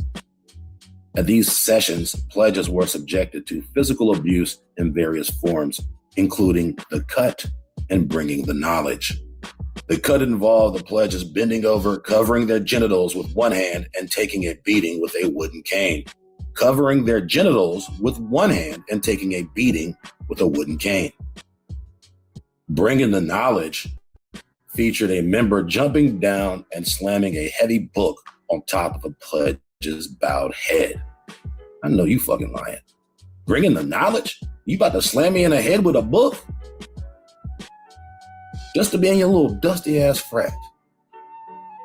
Pledges were also reportedly punched in the chest with a knuckle and had sums of money extorted from them to pay for members' rent and car repairs. Pride alleges that he was pummeled, poked with needles, branded on his arms and chest, and beaten with a cane so hard it snapped. End quote. I was dating a guy who was a Kappa who loved hanging around his frat brothers. He's always with my frat brothers. They would go all over the place, everywhere. South Carolina, Washington, D.C., he's always traveling with his frat brothers. I didn't know anything. I was very naive at this point. I just assumed these were straight guys that he was hanging with, networking. That's what he told me. But that wasn't what was happening. I would be very, very leery about dating a guy who's in any of these fraternities. These guys are manipulative, sneaky, very extremely sneaky, because they can sneak off under the guise of, I'm hanging with my frat brothers. And if you're naive, like I was at one point in my life, you'll fall for the okie doke. And let me tell you guys something. I used to just think it was Kappas, but in the past few years, I've met so many gay omegas, big, muscle-bound, giant dudes. I've been shocked. Guys that I know it sounds stupid, but I've been relatively shocked at the amount of gay omegas I've met in recent years. But it's sexuality. Gay folks are everywhere. But the problem I have with these fraternity guys, they're highly educated. They're smart men. They all didn't go to college of some sort, but they're stupid. They're very naive. They think they're invincible. They think that the guys they messing with are clean. This is what I've heard from them. All the fraternity, I have sex with my fraternity brothers. They married with other guys. You're having unprotected sex with a group of guys throughout, from city to city. You can go to Chicago, Indianapolis, DC, Cleveland, Ohio. You're having sex with other fraternity brothers. You don't know who these guys are fucking on the side. You guys are not using condoms. You're not using safe sex. Then you got a wife at home. You're married. You have kids. You're putting her at risk. You're putting yourself at risk. Are you that naive? These guys think they are invincible.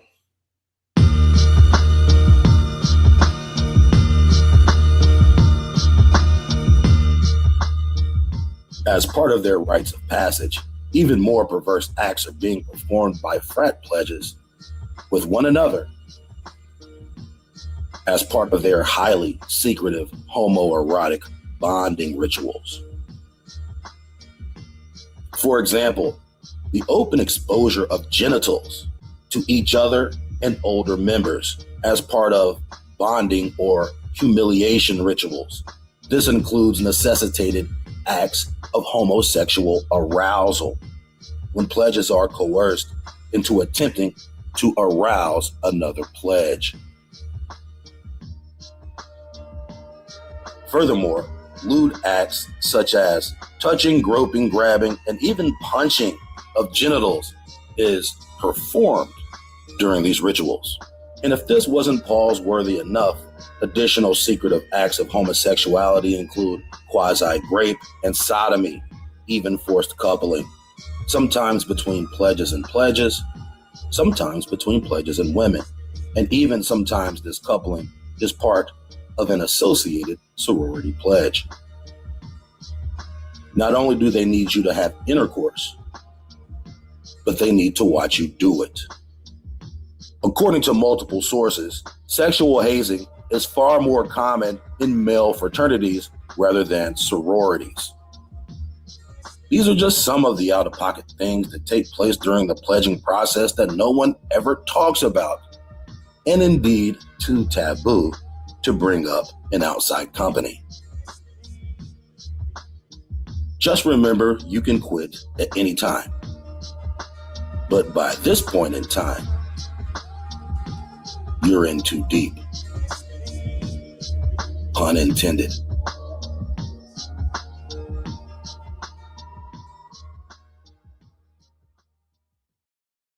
We all know the secret hand has rewritten history, and to indoctrinate the masses with that rewritten history, they spoon feed their special group of Negroes for the purposes of disseminating this revisionist history to the masses, who are then philosophically bullied into a Black identity cult, founded in past oppression. And the root of that oppression is the greatest lie heard round the world: that American Negroes were taken from the other side of the world and enslaved on another continent from their homeland. Even Africans know Americans ain't African, but you still have the most acclaimed African Americans pushing Pan-Africanism. Don't let that go over your head.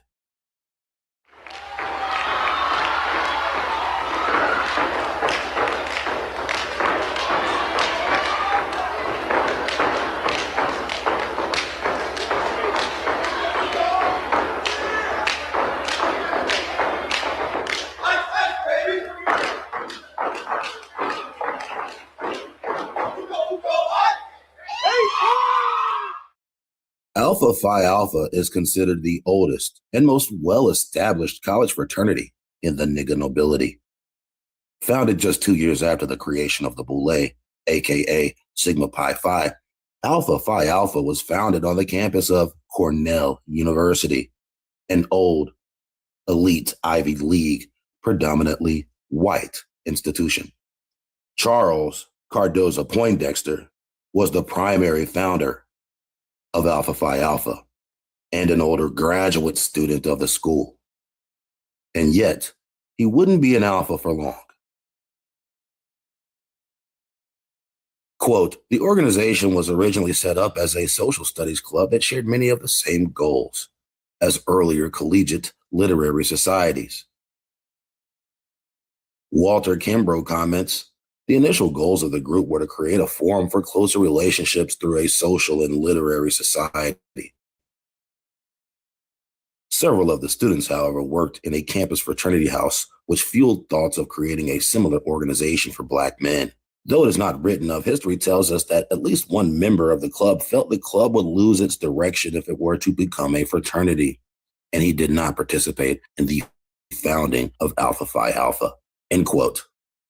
Although he was considered a primary founder, Poindexter resigned just a month after Alpha Phi Alpha was constituted in December 1906.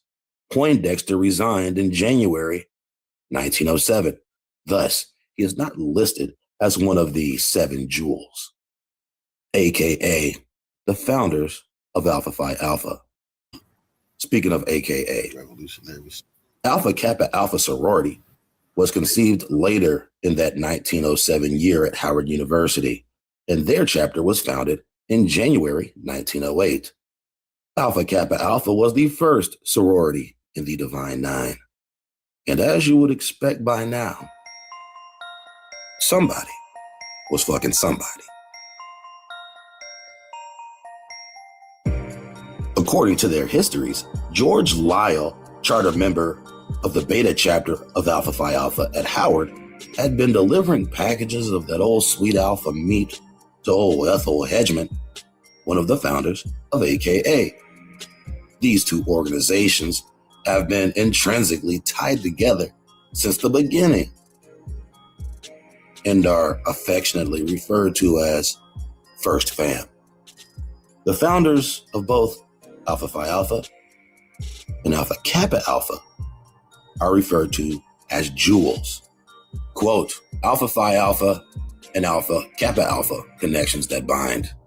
Quote, in the rich history of Alpha Phi Alpha and Alpha Kappa Alpha, there exists a cherished tradition known as Lyle Love. Lyle Love.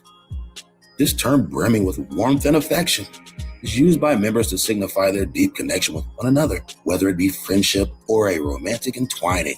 But how did this endearing expression come to be? Oh, Lyle Love. I ain't never heard nothing about this shit. Let's read about it. Let us journey back to the early 1900s, where a tale of young love unfolds in the vibrant city of St. Louis, Missouri. George Lyle, a dashing and ambitious young man, found himself attending Sumner High School, a place where destiny would entwine his path with that of a captivating young lady named Ethel Hedgeman. In the hallowed halls of Sumner, their hearts found solace in one another, igniting a flame that would burn brightly for years to come. Ignite that flame now. Flame was igniting, all right? As fate would have it, George and Ethel, armed with dreams and aspirations, embarked on a new chapter of their lives after graduating from Sumner in 1904. Their destination? The illustrious Howard University, nestled in the heart of Washington, D.C. It was here, amidst the swirling currents of academia that their bond would flourish and solidify. In the autumn of 1907, a pivotal moment in history was set in motion. Kinkle Jones, a visionary and one of the esteemed 7 founders of Alpha Phi Alpha fraternity, played a pivotal role in chartering the beta chapter of the fraternity on December 20th, 1907. Among the selected group of 19 initiates who were welcomed into the fold, George stood tall, his commitment to excellence shining brightly.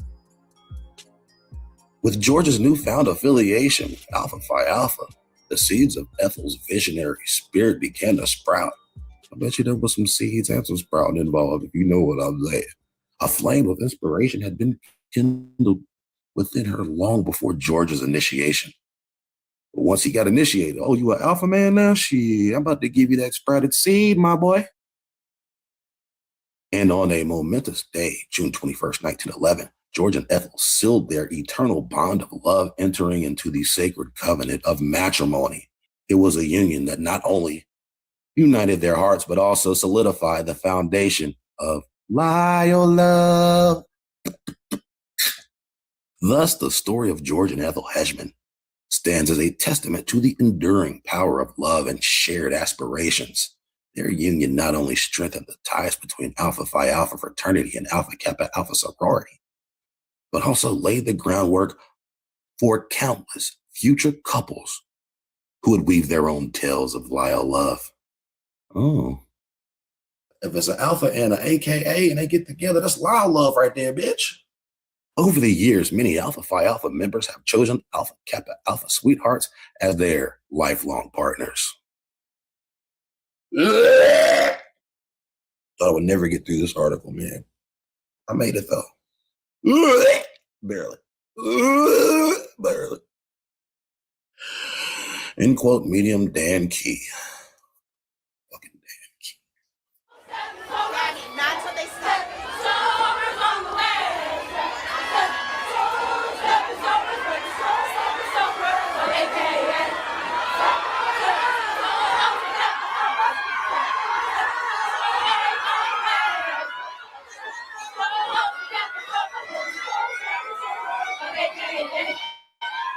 Accomplished Howard Alpha Chapter AKAs include Sharon Pratt, former mayor of Washington, D.C., Felicia Rashad, Indian Irish former Vice President Kamala Harris, and several thousand other women of lesser notoriety and even more annoying sounds. Noises.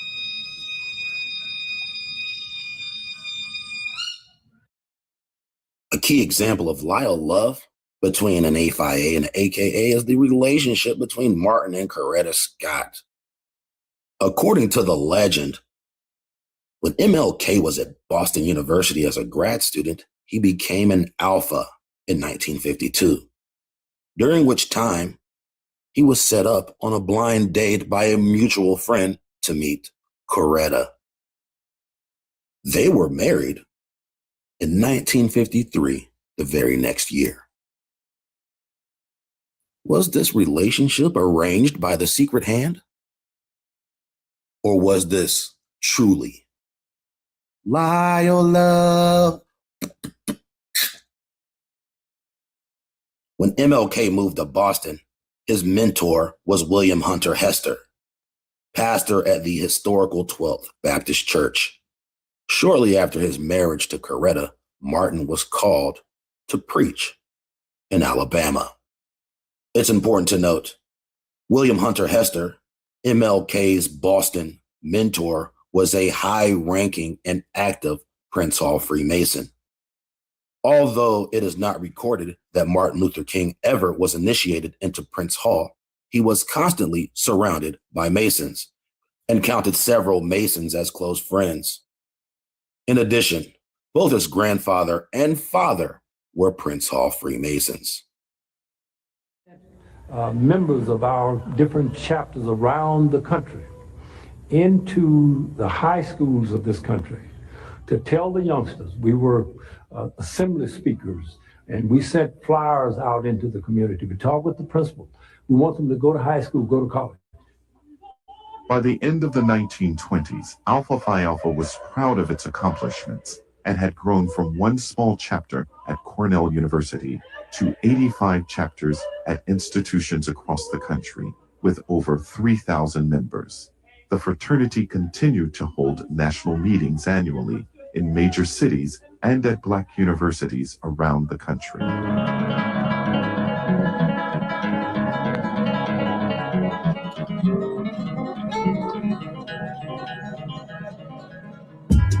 Quote, moreover, for the Cornell students, there was another set of dynamics in play because their campus was replete with Egyptian iconography that their white classmates had appropriated. The Cornelian yearbook from 1905 to 1907 lists a sphinx head as the symbol of the College of Architecture, a civil engineering society named Pyramid, a sphinx head senior society, and a mummy club, many of which exist to this day. The Alphas was mad. They was like, look at all these crackers running around with this Egyptian shit, man. That shit look cool. Now that'll make a dope ass logo right there. Put a pharaoh head on that bitch, motherfucking pyramid. Nigga, how come they got all the hot logos? First of all, this African, okay? Egypt is Africa. Keep this in mind. They had just learned about Egypt. No one knew anything about Egypt just 100 years before. The yearbook also lists a pyramid and obelisk and other Egyptian icons as symbols for Alpha Tau Omega, the prestigious white fraternity in whose house some of the Alpha Phi Alpha founders worked. Placed within the context of the Alpha founders' choices can be viewed not only as an act of affirmation, but also as an act of insurgence, serving as a reminder to their schoolmates that they had far more right to these Egyptian icons than anyone else. That's our shit, boy. Continuing, the men of Alpha Phi Alpha laid further claim by naming their national magazine the Sphinx. The women of Delta Sigma Theta selected the Greek goddess Minerva as their icon. And although this choice was outwardly European, it might have had a very different meaning since Minerva was the successor to the most lauded and powerful Egyptian deity, Isis. Egypt, Minerva, Isis, the slow drip abominations. Such choices seem to reveal a greater awareness of, interest in, and sense of connection to an African heritage during this era than have might been recognized. All right, now these alphas are the top niggas. Were they also the top Pan-Africanists? In fact, the Cornell University Register lists classes in Coptic and Ethiopian languages and literature, as well as those in Egyptian architecture. I wonder how comprehensive those Egyptian history classes were. The Alpha Phi Alpha fraternity history reveals a more formalized interest when the noted historian and Howard University faculty member, Dr. William Leo Hansberry, established a Negro history column in the Sphinx, whose sole purpose was to increase members' consciousness of the connections between ancient African, Ethiopian, and Egyptian histories and the persons of African ancestry residing in the Americas. What we talking about here? Not just the alphas, but all the niggas in these groups are the number one perpetuators of Pan-Africanism, especially on an elite academic level.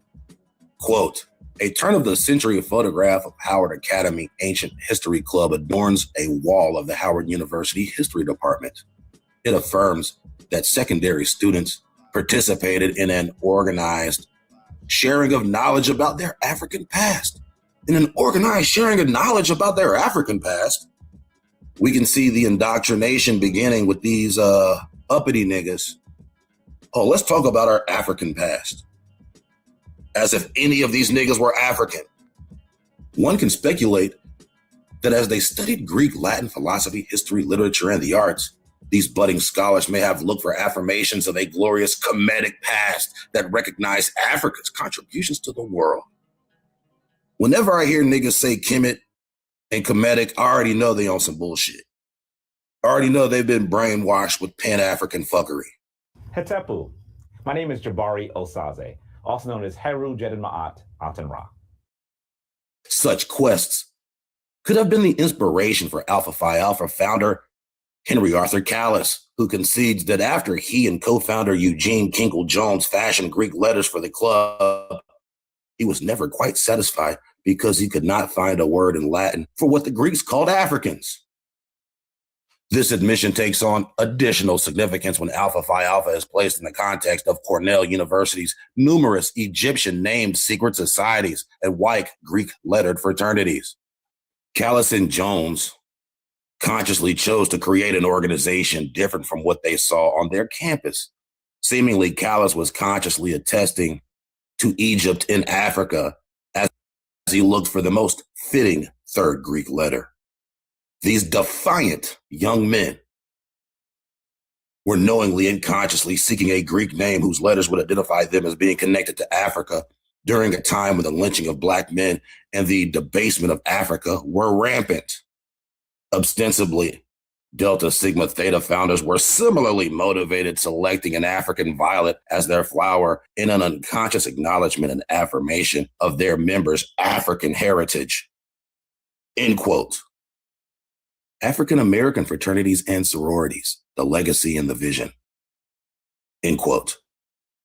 Representing intellect and strength, as well as the members' African ancestry.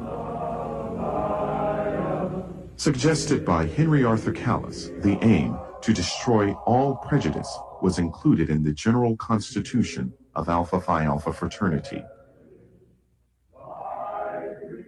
These founders could not know what the future held, but they were armed with formidable intellectual and spiritual capacities and driven by a noble purpose. As word of Alpha Phi Alpha's founding at Cornell reached other college campuses, a desire ignited to join in this remarkable endeavor.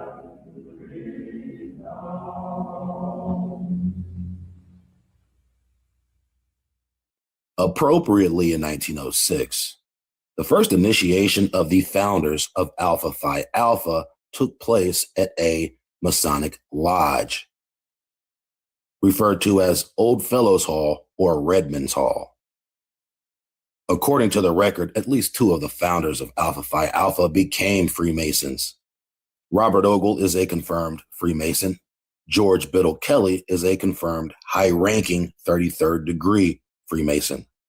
Other speculative evidence suggests that Werner Tandy was also a Freemason, due to the fact that his father was a high-ranking Freemason and Grand Master of several lodges in Kentucky. Werner's father, Henry Tandy, was a real Mason, not just a Freemason. As a top-tier building contractor in Kentucky, he was one of the wealthiest Negroes in America. His son, Werner, followed in those same footsteps, another Black first, registered architect in the state of New York. In 1905, he transferred from Tuskegee to Cornell. Noticing a pattern, the transfer portal was wide open. How would or could a nigga think he could transfer from Tuskegee to Cornell? In 1906 at that, how many Negroes have transferred from Tuskegee to Cornell ever? Forget you peasants, I'm out of here. I'm going to Cornell. There's always a school 1,000 miles away. It's just like the Kappa founders who went from DC to Indiana, from Alabama to New York. You've got some audacity, nigga. Was it just the money that brought Tandy from Tuskegee to Cornell? Or was it possibly some other inside connection?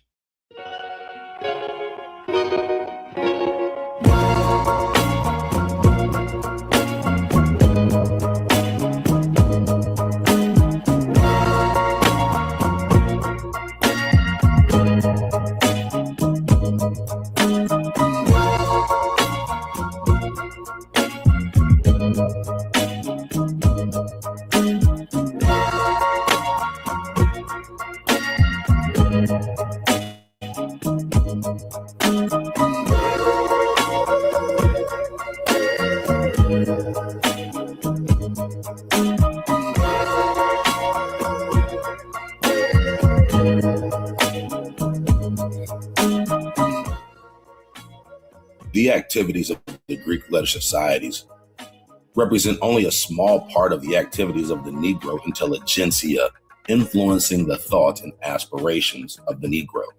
In their roles of teachers, social workers, doctors, and leaders of organizations concerned with the advancement of Negroes, the intelligentsia exercise a powerful influence on the ideologies and values of Negroes.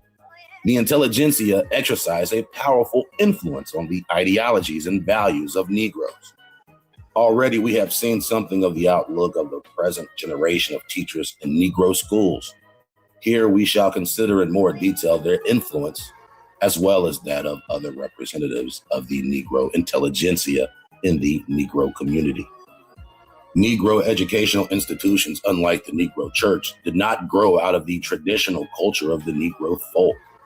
The schools maintained by the free Negroes before the Civil War were the result of the assimilation of European culture, while the schools built by the Negro religious organizations were imitations of culture patterns alien to the Negro's way of life.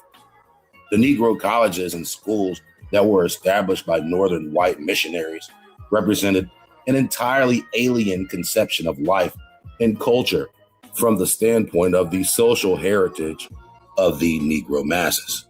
While the first generation of Negro teachers who gradually replaced the early white teachers enjoyed considerable prestige among the Negro masses, they too were in a sense representatives of the white man's way of life.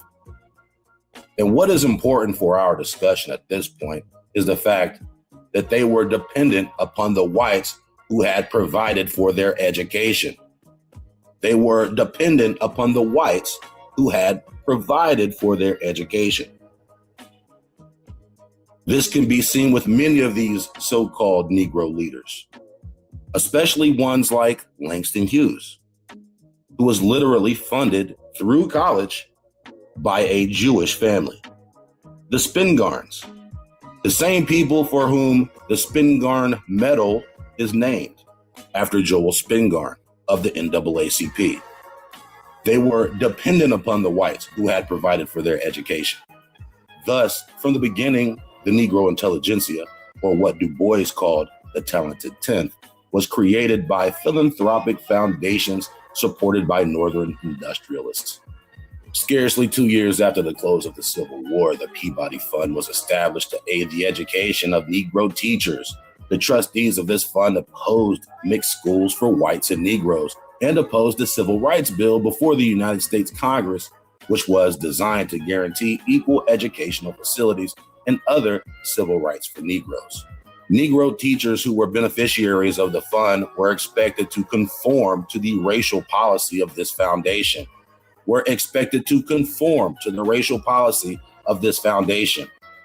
the time when this philanthropic foundation was created until present, the Negro intellectual has been forced to shape not only his philosophy of racial adjustment, but his general social philosophy to the social philosophy of the Northern philanthropic foundations.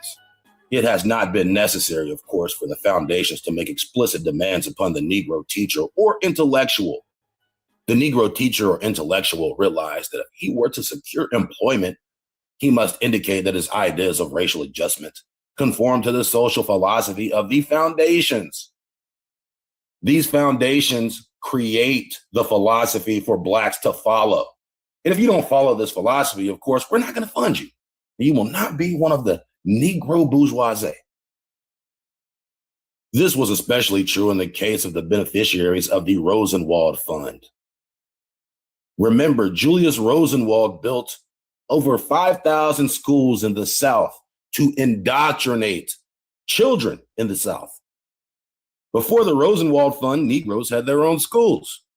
They weren't being funded by the secret hand of the Jew, aka Julius Rosenwald. This was especially true in the case of the beneficiaries of the Rosenwald Fund, which was set up as the result of the influence of Booker T. Washington. This foundation undertook to subsidize aspiring Negroes in the fields of art, literature, and science, as well as in the teaching profession. They used these organizations to recruit their special Negroes for acceleration in society. It was hostile to any Negro who showed independence. It was hostile to any Negro who showed independence in his thinking in regard to racial and economic problems. End quote. Black bourgeoisie. W.E.B. Du Bois himself was among the NAACP founders who became brothers of Alpha Phi Alpha, joining the fraternity in 1909. Alpha Phi Alpha supported other African American organizations emerging in the early decades of the 20th century, including the National Urban League. Alpha Phi Alpha founder Eugene Kinkle Jones became the executive secretary of this organization in 1917, and throughout the National Urban League's nearly 100 years of existence, Alpha men have played a critical role in the organization. Since their inception, these groups have pushed Pan-Africanism to non-African people.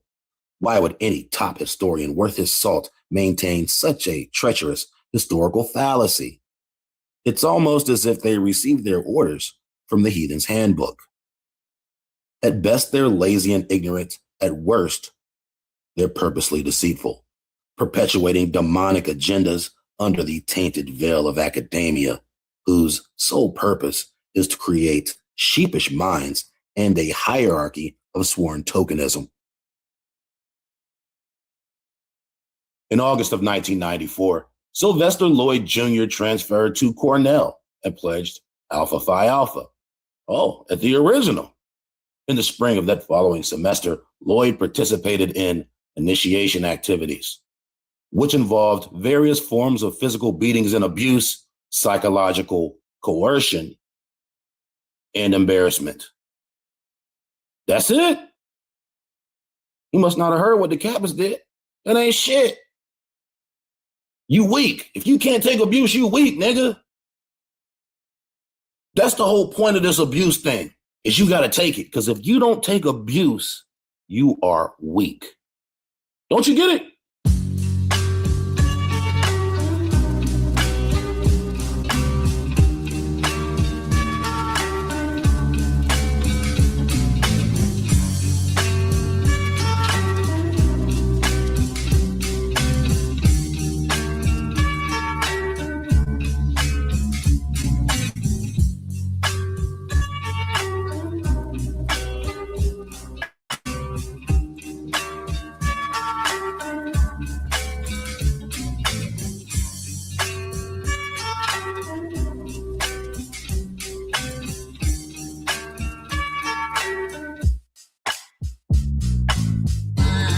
Did W.E.B. Du Bois have to run the gauntlet, getting repeatedly punched in the chest in a dark room along with his other frat brothers? Did MLK get his ass beat? Presumably not. In both cases, these men were most likely honorary members or joined as postgraduate members, meaning they didn't have to endure the same stress of pledging most men would have to undergo. Quote, the findings herein reveal several important conclusions. First, some personality traits are revealed to hazing victimization, at least in BGLOs. However, the effect sizes are quite modest, indicating that BGLO members' personality plays a small role in being hazed. This finding underscores other work that indicates that contextual, social, psychological, and belief structures may more robustly undergird BGLO hazing. Second, the effect of being male was consistently and strongly related to being hazed. This is not surprising given the scholarship on hazing within Black fraternities and the complex dynamics in Black fraternities around masculinity. Third, younger participants were much more likely to report hazing. This is no surprise given that youth may be more likely to take risks. Fourth, although relatively few participants reported being compelled to use alcohol during initiation, when this did occur, it had an impact on being hazed in other ways. Oh, get you drunk and we're going to do some other stuff to you. Lastly, and perhaps most interesting, those with higher levels of impulse control, suppression of aggression, and responsibility experienced less hazing. However, the protective effects of these traits were notably reduced in the presence of alcohol use during initiation. These findings underscore the research that suggests that Black fraternity men tend to indulge in less substance use and abuse than their white counterparts. But when alcohol plays a role in hazing, it can be quite problematic. End quote. Victimology, Personality, and Hazing, a study of Black Greek letter organizations. End quote.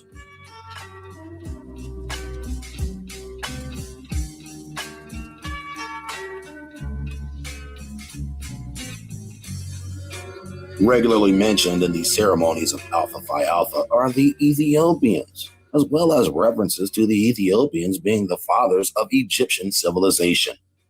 In addition to this, the Sphinx is their emblem, chosen because, in their words, it is the oldest, largest, and the most significant statue of its kind in the world, and thereby typifies the history, the size, and position of their fraternity. They say the Sphinx is carved of one soul, an unmoved piece of stone, and thereby typifies the spirit of solidarity and unity, which are outstanding ideals of their fraternity. Not the one stone. They carved that at a one stone, my boy. That's the kind of unity they talking about. The words of their rituals expound further to mention the Ethiopians, the Sphinx, and even Jesus Christ, along with other directly Masonic ceremonial exhibitions. The Alphas are considered the blue blood of the Black college fraternities, not simply because they were the first on college campuses, but because their criteria for admittance was overtly prejudicial. The early Alphas were regularly accused of being elitists, and for at least 5 years, they had a free run cherry-picking the cream of the college coon crop. That elitism has often been cited by other Black fraternities as a reason why others chose different organizations. For decades, it was assumed that only the blue bloods be considered for invitation. This meant that young men born outside of the Negro stocracy may never receive an invitation to join Alpha Phi Alpha. Alpha Phi Alpha was the original fraternity of the so-called talented 10th. Thus, one of their most notable members, WEBT, was also a member of the Boule. Other distinguished members of Alpha Phi Alpha include comedian and activist Dick Gregory, politician Andrew Young, supposed scholar Cornel West, and Charles Wesley, 33rd degree Freemason, member of the Scottish Rite, and also a member of Alpha Phi Alpha, and also a member of the Boule. Charles Wesley is the preeminent Boule and Alpha Phi Alpha historian who wrote several books, but two of the most significant were The History of Alpha Phi Alpha and The History of Sigma Pi Phi. Both books costing in the hundreds to thousands of dollars. The relationship between Alpha Phi Alpha and the Boule is the strongest of any fraternity in the Divine Nine.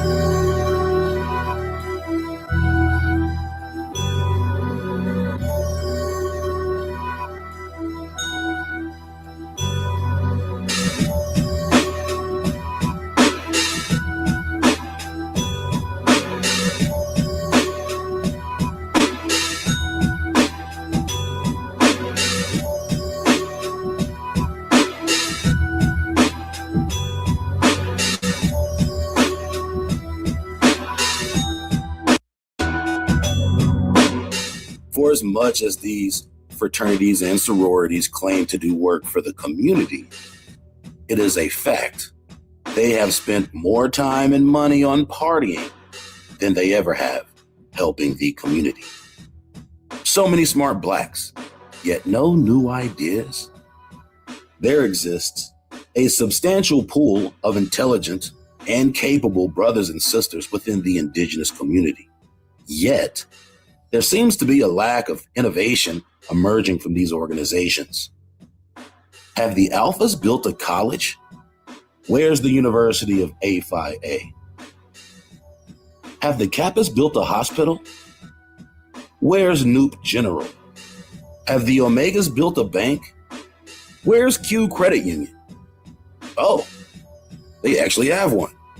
But after looking them up online, I bet you won't let them handle your money. They said we stole the money. Despite Q Credit Union, it is essential to recognize by this stage, these organizations should have developed an entire network of institutions encompassing energy, power, water, telecommunications, transportation, healthcare, education, banking, and other essential entities necessary for building a functionally independent society. In reality, no such network actually exists. But if you're looking to throw a party, these are your niggas.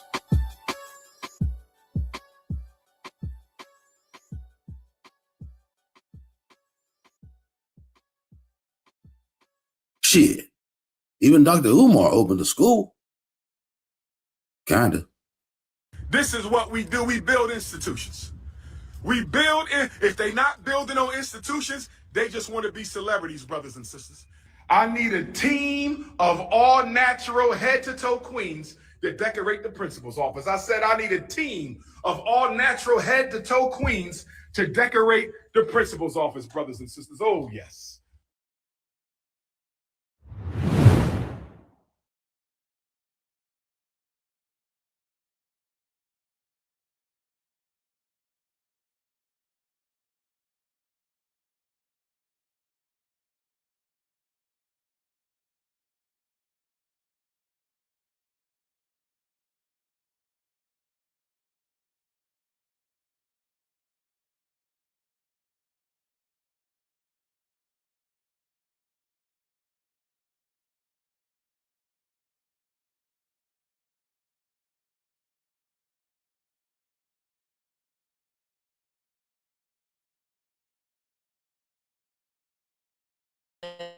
Ages, how young they were.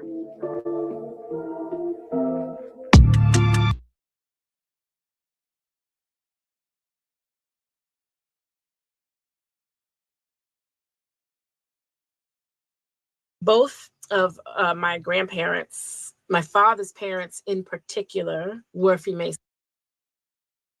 My grandmother, people was dying.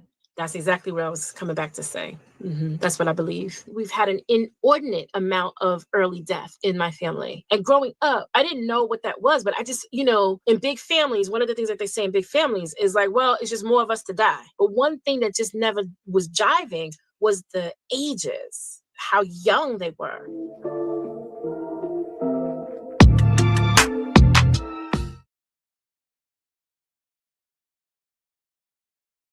Year, my family began to suffer an inordinate amount of death and dying in January of 1988, right? So I hadn't even been in the organization a year yet.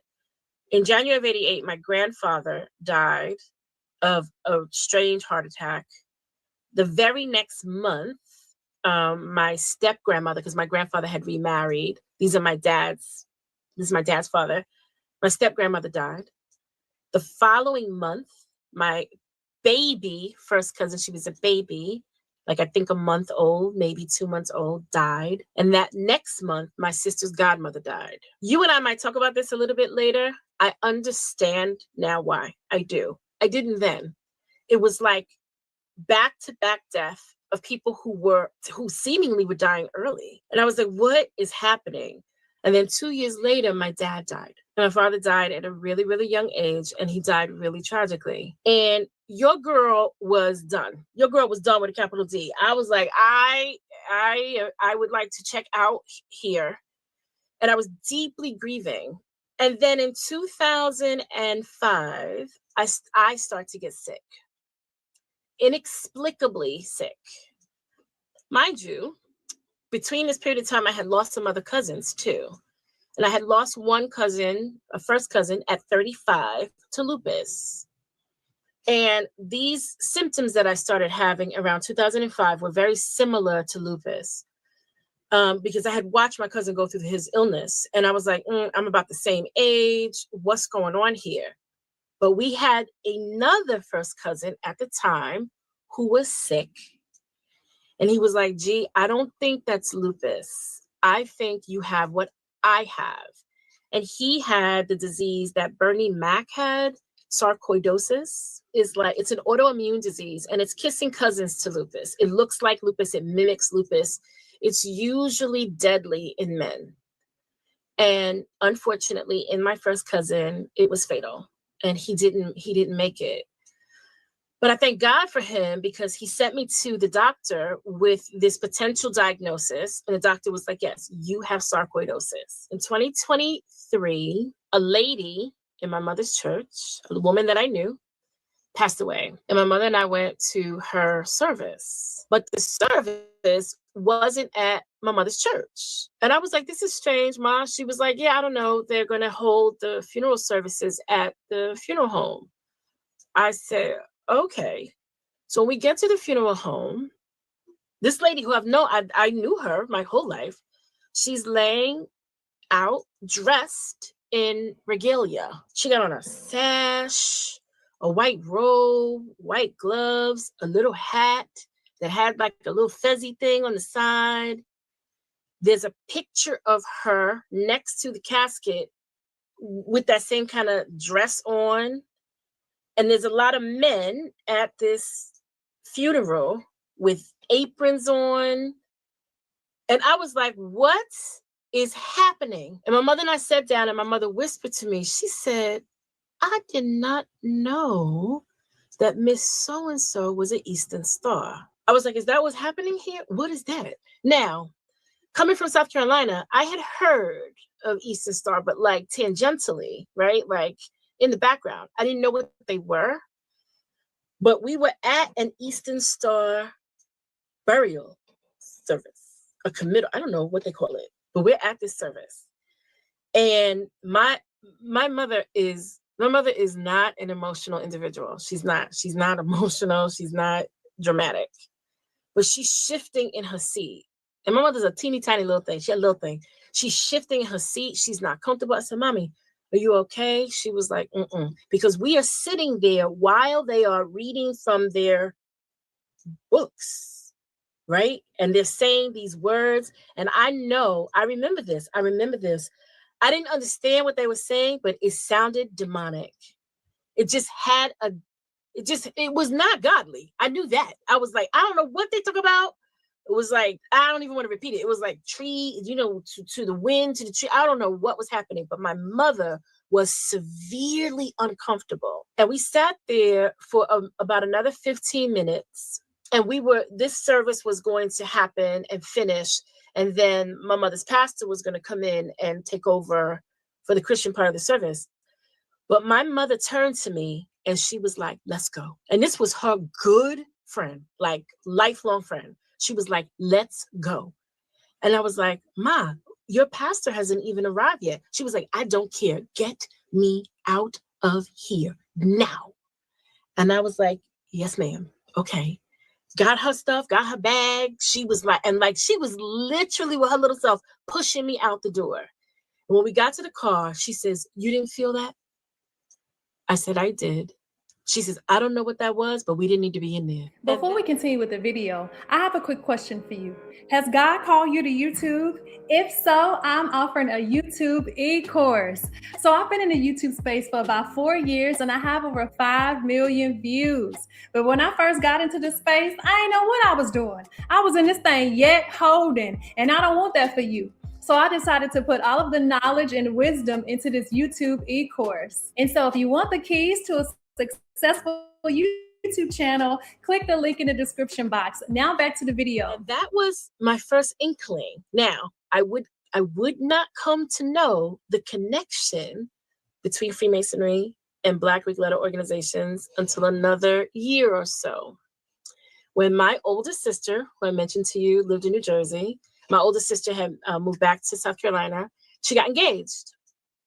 And she got engaged to my now brother-in-law, and they bought a home, right? And so before the wedding, my younger sister and I were part of the wedding, but we went down a couple of days early before the wedding to just see the house and help her with the preparations.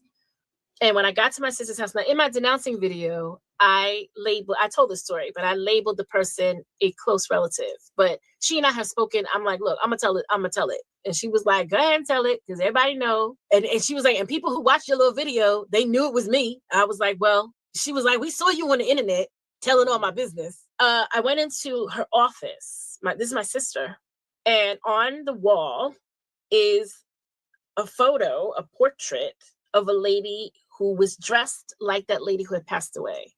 This is how I made the connection. Same kind of outfit, a sash, the logo of the Order of the Eastern Star that looked to me like a pentagram, the same outfit. And I looked at my sister. I was like, what is this? What is this? She was like, that's my Eastern Star lady. I was like, why you got it? Why do you have this? And she was like, where you been? I am a member of the Order of the Eastern Star. I didn't know that. I didn't know that my older sister was a part. And I was like, you have got to be kidding me. And on that portrait that my sister had, underneath that lady was a banner. And the banner said, Mother of Them All. So Gigi was like, what that mean? Mother of Them All. She was like, how you, a big time sorority lady, you the president of the chapter, you don't know what that means? I was like, I have no clue. I need you to tell me what that means. She said, Gigi, don't you know that Freemasonry and the Order of the Eastern Stars, that's how y'all got your start? First of all, in my pride, I was like, no, ma'am.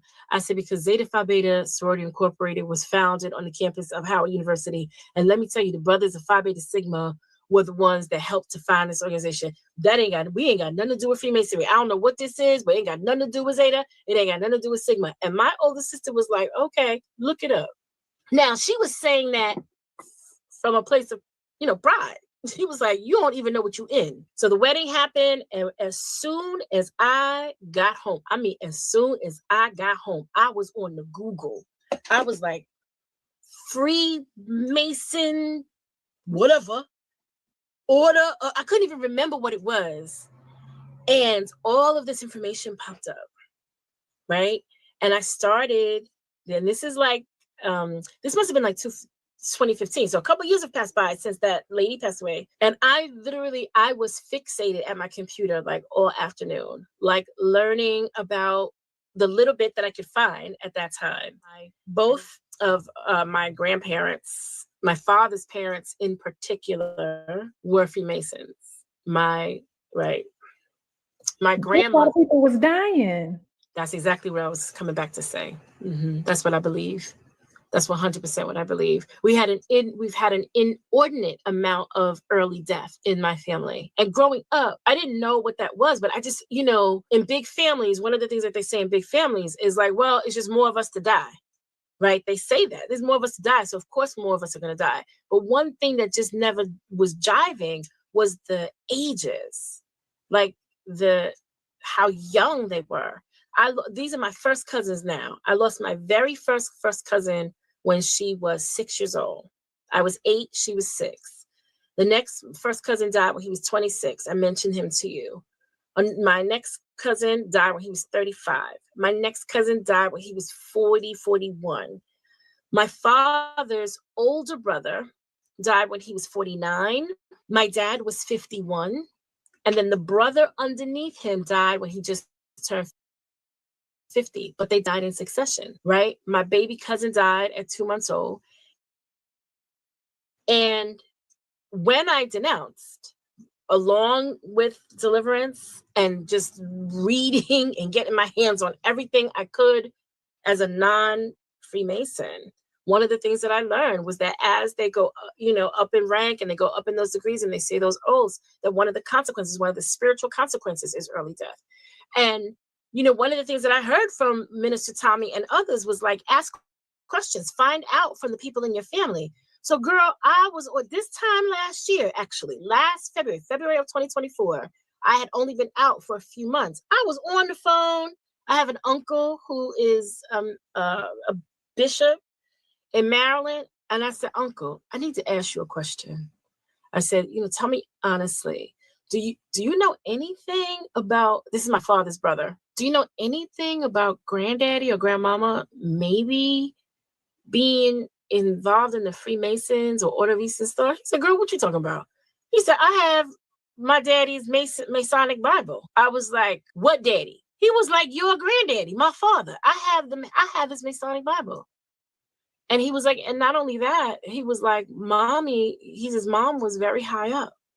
I said, very high up in the Order of Eastern Stars? He said, mm-hmm.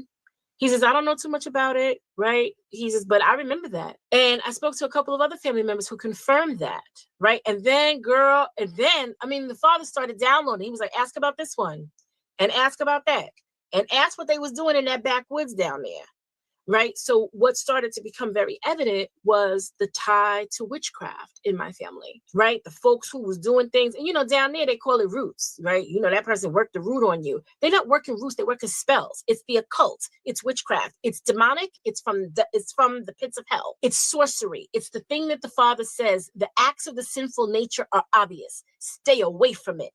Get away from it. But another teaching that comes from the South very often is like, oh, if you don't believe in it, it doesn't work, right? But that's not true. That's not true. I believe that intercessors can pray and we can undo some of that stuff. I really do believe that. But that's why God says stay away from it. That's why the Father says don't do it, right? Nobody, no entity on this earth has more power than the Most High God. The Most High God is almighty. He is all powerful. He is omnipotent. We know that. But those fallen angels, where we think they at? Who do we think they are? They've got some level of power. They've got some level of their entities, right? And I'm telling you, Lala, I didn't understand that, right? I didn't understand that. But I started doing a ton of just, asking questions. And then I have another cousin on my mother's side of the family because I found out that my mother's father was a Mason. Right. And this, I kind of knew that though. I knew that.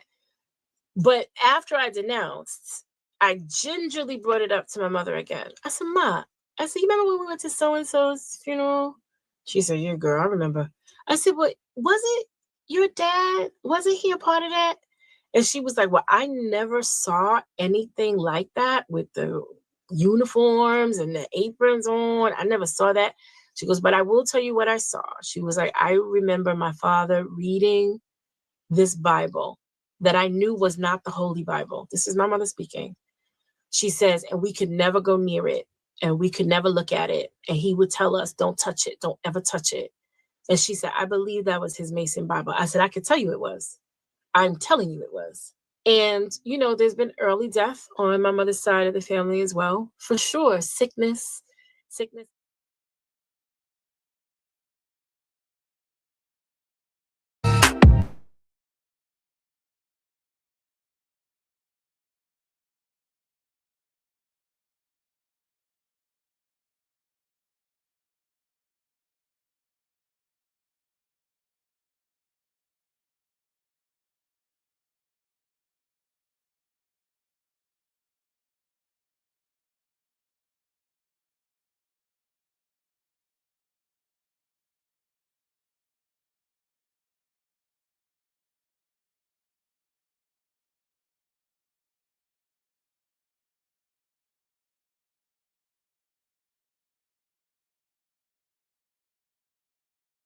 I want to expose these black media heads who keep talking as if they're standing up for black people, when at the end of the day, they're standing up for themselves and the Democratic Party. So the NABJ, the National Association of Black Journalists, had their convention, a yearly convention. This time, I believe it was in Atlanta. They had the usual order of business, but this time there was something slightly more unique. They chose to call out people who've been detrimental to not only the endeavor of broadcasting, but to black people in the endeavor of broadcasting.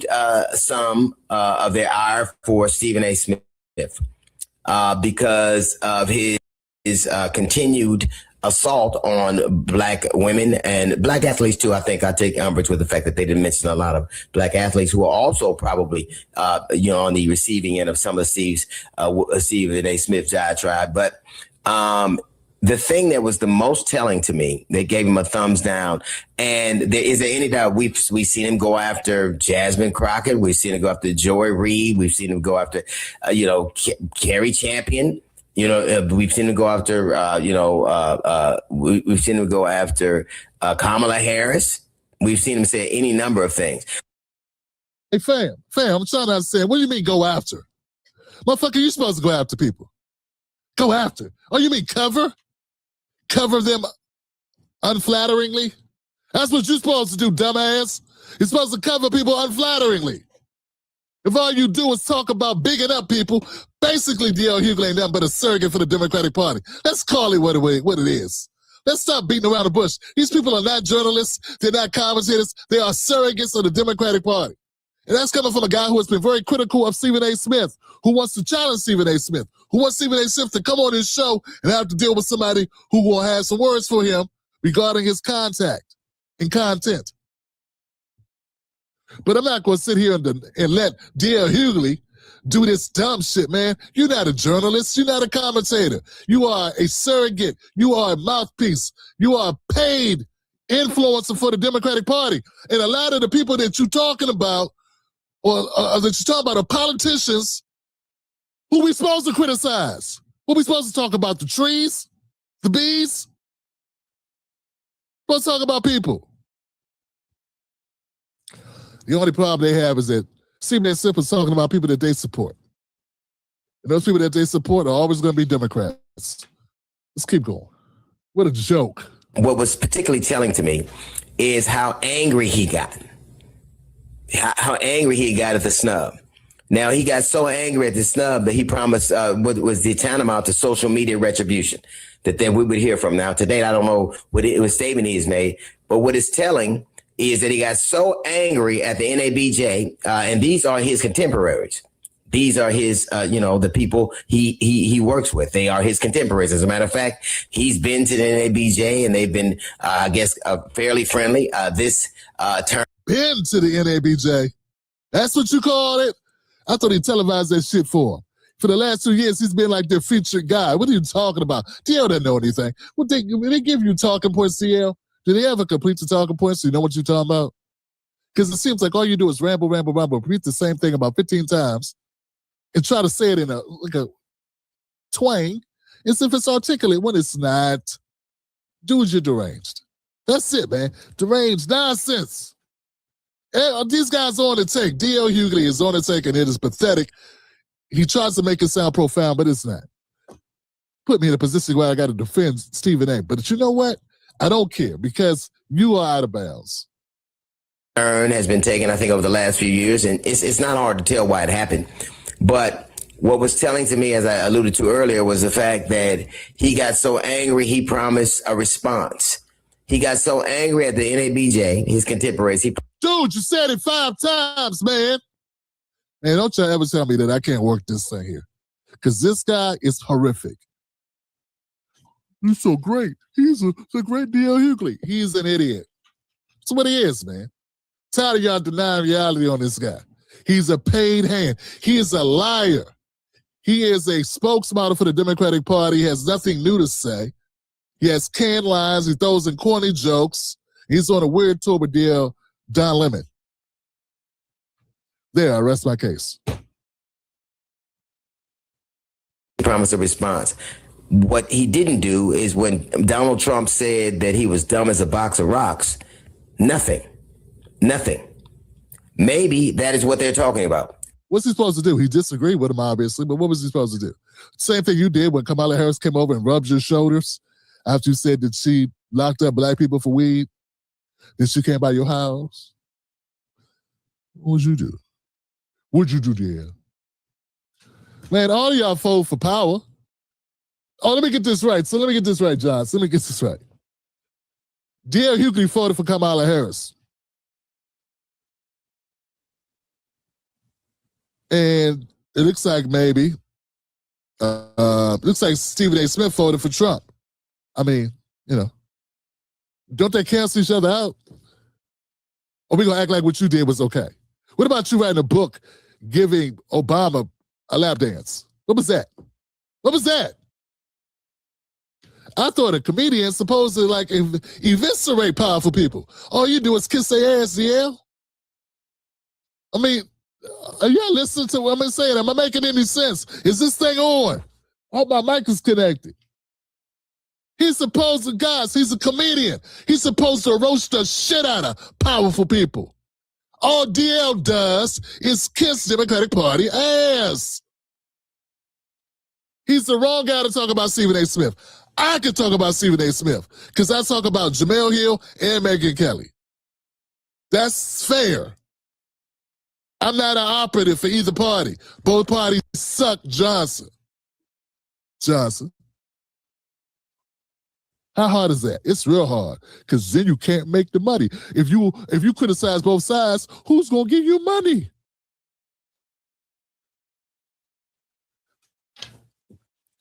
Go to TimBlackTV.com, become a member of the Tim Black Show.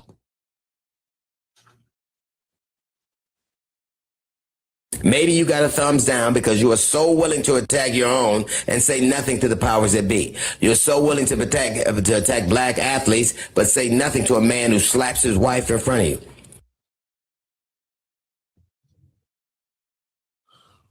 This is the reason why I'm torn on the award. Stephen A. Smith has been criticizing black men for years. So you don't think that? Okay, sorry. No, go for it. I know that people are saying black women. Did she specifically only say black women? So I know the story has been black women so because I'll that's read been the latest thing, but I understand what you're saying. So it says up here. Really? What's the word for this? Obtuse. Now, Rachel Lindsay's going to act obtuse like she doesn't know that this is about black women. I mean, everybody knows that. Really? Come on, guys. It says he received this thumbs down. Dan Layton is in the video that played in a little tiny clip. Says black women, prominent black women. Smith has established a recurring public pattern of disparaging commentary directed at prominent black women. And if Rachel doesn't know that, Rachel ain't paying attention. Let me tell you why I bring up his criticism of black men. He called Kwame Brown a bona fide scrub, called Jamarcus Russell a bum of a quarterback, suggested that Colin Kaepernick, that his workout request was more about seeking attention than genuinely wanting to play. The president had Jasmine Crockett in her sights, told me more about Stephen A. Smith than anything else. Mm-hmm. Every time somebody comes at Stephen A. Smith, they get a 30-minute to 1 hour diatribe. Jasmine Crockett was doing a lot of things for the constituencies that she has there in Texas, but the media would cover her going back and forth with the Trump administration because she would not allow herself to be bullied by them.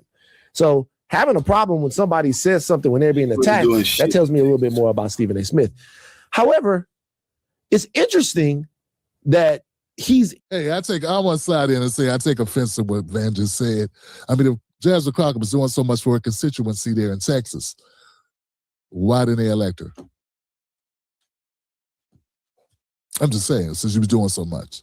And Jasmine Crockett was benefiting greatly by being by being mentioned constantly by media. She made it to Jimmy Kimmel, Jimmy Fallon. Was she on SNL? I don't know, man. She was everywhere, Johnson. Most popular politician in the last 2 years is Jasmine Crockett, hands down, bar none. And just her and Gavin Newsom. She was more popular than Kamala Harris. Who can deny these things? So yeah, she sucked the oxygen out of the room. And how she do that? By talking ghetto and talking trash and cursing and dropping F-bombs and doing all this crazy shit. Baby, y'all remember this shit? Oh, okay. That's Stephen A's fault for talking about that. In this realm, he's in this place where these people are talking and making news, and his criticism of them as seen as inherently negative. Now, if he were Laura Loomer and he had called now what he taught the verbiage situation, the street verbiage thing is to me Right. like a no-go. That is calling somebody a Shaniqua. But if he had called Michelle Obama a Shaniqua, if he had called... Nah, man, criticizing how someone talks, how someone articulates themselves, saying it's ghetto, it's not calling them Shaniqua. People were saying she was putting on this. She was faking. This just wasn't who she was. It'd been different if she really was that. Cardi B is really Cardi B. You know, Glorilla is really Glorilla. You know what I'm saying? But Jasmine Crockett is a prep school girl. Cosplaying is Cardi B as Megan Thee Stallion, or not even Megan Thee Stallion. Megan Thee Stallion got a degree now, don't she? I don't know, but you know what I'm saying? Like, she cosplaying Little Kim. She cosplaying these stereotypes of black women to better endear herself to black community of people that love that type of talk. And the media who love it, they love a train wreck. They love it over the top craziness. And then what do? They do not support her politically.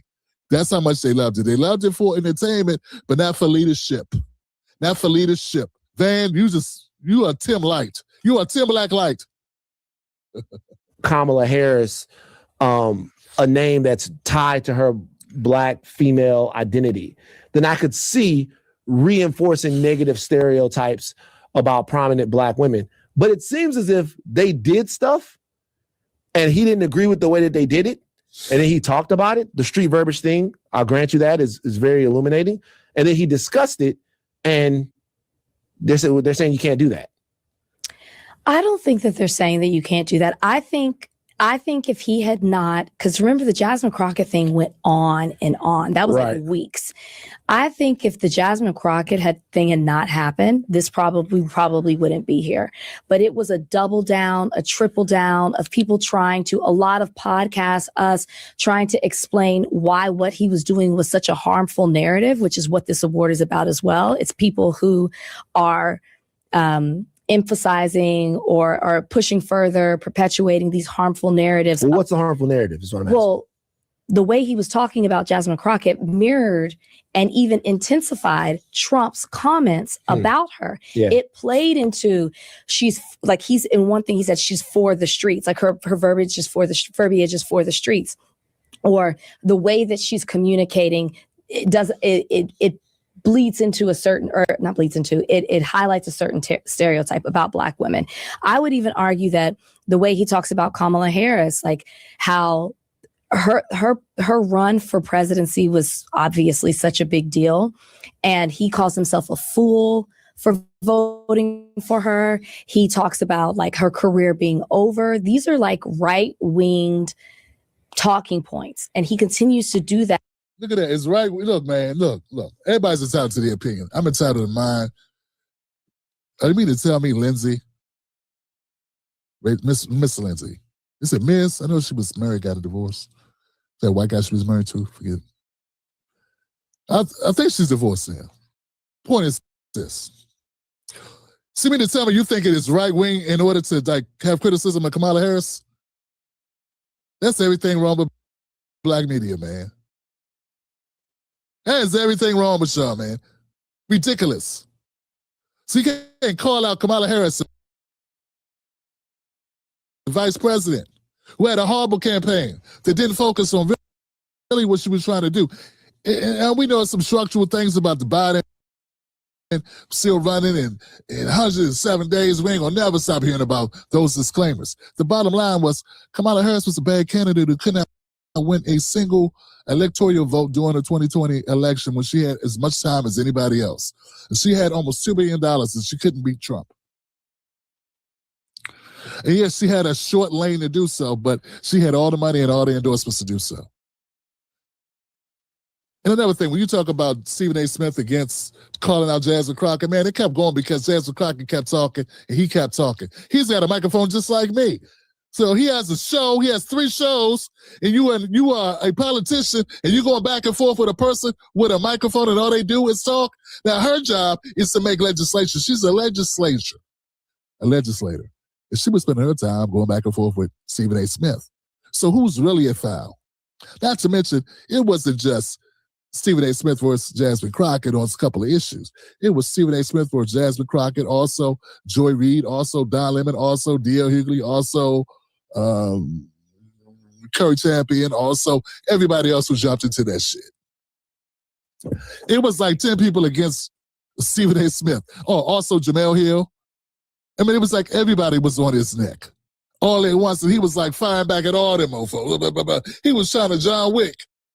And he's also, you know, a sellout greedy person who I feel, this is just my opinion, I feel that Stephen A. Smith is he's a self-aggrandizing narcissist who starts smelling himself. One of my guys said that's a great expression our parents used to use, smelling himself. You think he likes that? He's not. But y'all gave him a moment to really get his numbers up, and he got them numbers up. Compliments of you guys, because you're so thin-skinned. You kept going back at him, and it kept going. And also, let's not forget, Stephen A. Smith, he put a lot of money in y'all pockets because y'all was making big numbers talking about him. Everything from the Native Pot, every black liberal lane was talking about Stephen A. Smith. So they want to make it like he was dragging it out. It was his fault. Nah, man, he was giving as good as he was getting. And y'all were giving as good as y'all were getting. That's what it was. Cut the cap. We can criticize black women. We can criticize white women. We can criticize anybody in the news, anybody talking, anybody, whatever. That's what the job is. Now, the thing is that you only criticize them. That with using a black woman at the center of it, even talking about Joy Reid and saying she lost her show because her ratings were so bad. That's not true. What is the Joy Reid sanitized, approved by Joy Reid messaging behind why she lost her job? Oh, I know. Palestinians, right? It was because she would fight for the Palestinians. Leave the Palestinians alone. That's what did it. So like that is a right-wing conservative point of view, and he's taking that stuff. That's not what he does when he's. I ain't never seen such hating ass, temperamental ass, punk ass, feminist ass garbage. That's what it is. Well, look, I ain't gonna stop being me, and I ain't gonna stop calling you out. And now you on my shit list, Rachel. I'm gonna keep following you. I'm gonna keep calling you out. You've been under the radar, but now I see where it comes from. Now I see what the problem is. It's you with these shitty takes. Cute ladies, shitty takes. Horrible politics. That's a right-wing talking point. What to say, a journalist lost a job because she sucks? Her numbers suck? That's right wing? I thought that was numbers. Now you gotta say, was it inaccurate? Is it an inaccurate depiction? And why are you giving shit? Why do you care? Right wing. This is goofy shit. This is what passes as journalism nowadays. And you might, and he's entitled to his opinion, but it doesn't further these harmful narratives that are really talking points from the other side. Hey, Ironsides, you're giving me a headache here with this. Stephen A. Smith is not supposed to be on the side. You're not supposed to be on the side. There's supposed to not be sides when it comes to journalism. It's whatever the issue is, and you call it as you see it, and you report factually. Now, I'm a commentator. I'm going to tell you how I feel about it. That's it. That's the point. That's all my opinion. But you are caught up in the matrix of the Republicans. And Democrats and the liberals and the progressives and the conservatives, the battle of the ideologies. You ain't there for the people. Stop trying to cloak yourself like you defending black women. Maybe on some Kerry Washington bullshit, but you ain't on some real, you ain't for some real working class black people shit. You on them elite, feminist black shit that don't help working class black people at all. You be out of your element. Y'all want to defend Jasmine Crockett up here cosplaying, talking like she a roughneck? You will be totally out of your element going around any type of roughneck black woman. Believe that shit. You be scared shitless calling an Uber. The reason I have had problems with some of the things he said is because he don't keep that same energy. If you're going to, especially in your position, being black, have a conversation about our community, that's inside of our community, about someone who belongs to our community. No, hold on, no. Fuck no. No, that's not the same thing. You violated. No. I talk about our community is one thing. I talk about a single individual person is a whole different thing. Nah, man, you're not going to make Stephen A. Smith turn into Brandon Tatum. It's different. Stephen A. Smith does not say the shit Brandon Tatum says. Okay? It's different. If he criticized Joy Reid, it's not the same thing as criticizing black women. Name a black journalist bigger in the last 20 years. It's not that many, man. She's top 5. She's top 5. So you criticize her, you talk about her, because, yeah, that's what, it's in the algorithm. You're talking about her. She's breaking news. There it is. And every night she had a show that was like pushing the envelope. So you're going to talk about it. But, that doesn't mean that you're talking about all black women. You don't get to hide behind that shit.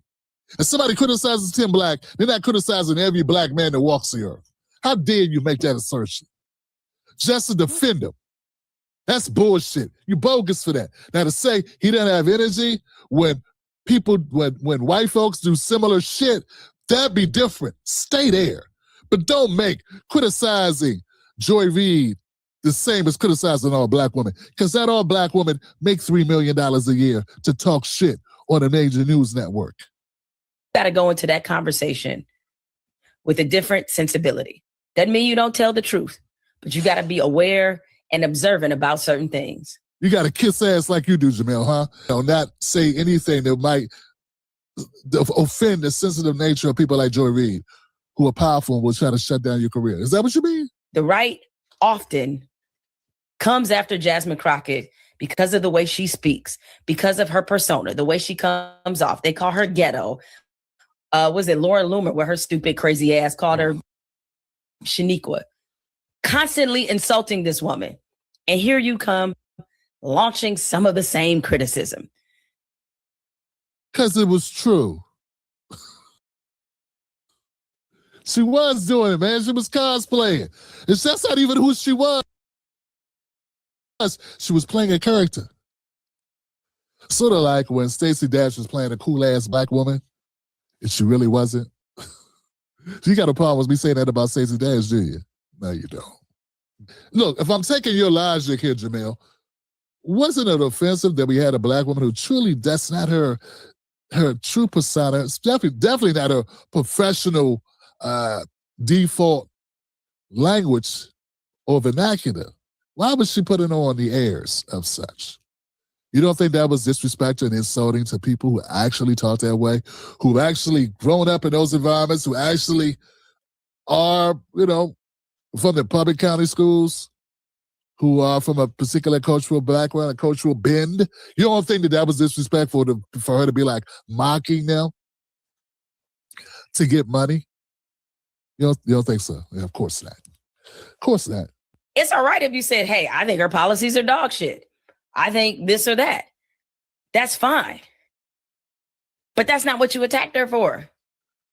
So that... What policies? She never talked about policy. She just talked about how horrible Trump was. She said Trump was shit. What is that? Yo, man. At one point, Jasmine Crockett was the most talked about popular politician in the country. People covered her. It was dumb to give him a thumbs down award for that shit. Everybody was talking about Jasmine Crockett, and she liked it. That's why people had a really big problem with it. And then we see Donald Trump call you stupid. He called you low IQ. Well, maybe it was true. I'm just saying, maybe it's true to a certain extent. But see, here's the thing. It's backlash to whoever you go after, right? It's backlash. So let me get this right. Stephen A. Smith gets backlash for going after Jasmine Crockett. And those are your words, pretty much. All your commentators are basically saying that Stephen A. Smith was attacking these black women. Do you think Trump was feeling like Stephen A. was attacking him? So Trump strikes back at Stephen A. Do you think there would have been a price to pay for him going back after Trump? Like maybe career-wise? So what I'm saying is you Democrats are doing the same thing. Like you're not willing to say, yeah, Jasmine was putting it on a little bit thick. It was getting a little tiresome. I mean, she was doing interviews, dropping F-bombs, talking about Trump. And saying this crazy shit. I'm not the only person that's going to keep it real. everyone in the media was basically talking about it, but a lot of y'all were overlooking it and cheering it on like, finally some spirit. Finally, someone's willing to say the real. Yeah, it was okay until she lost her race, which anybody could see that was coming. That's what this is really about. But you expect Stephen A to go after the president of the United States. Guys, let's keep going. Insulted your intelligence. And people were wondering, are you going to give him that Jasmine Crockett energy? And you didn't. So that's why. Y'all live for people to attack Trump. That's why. Did you attack Obama?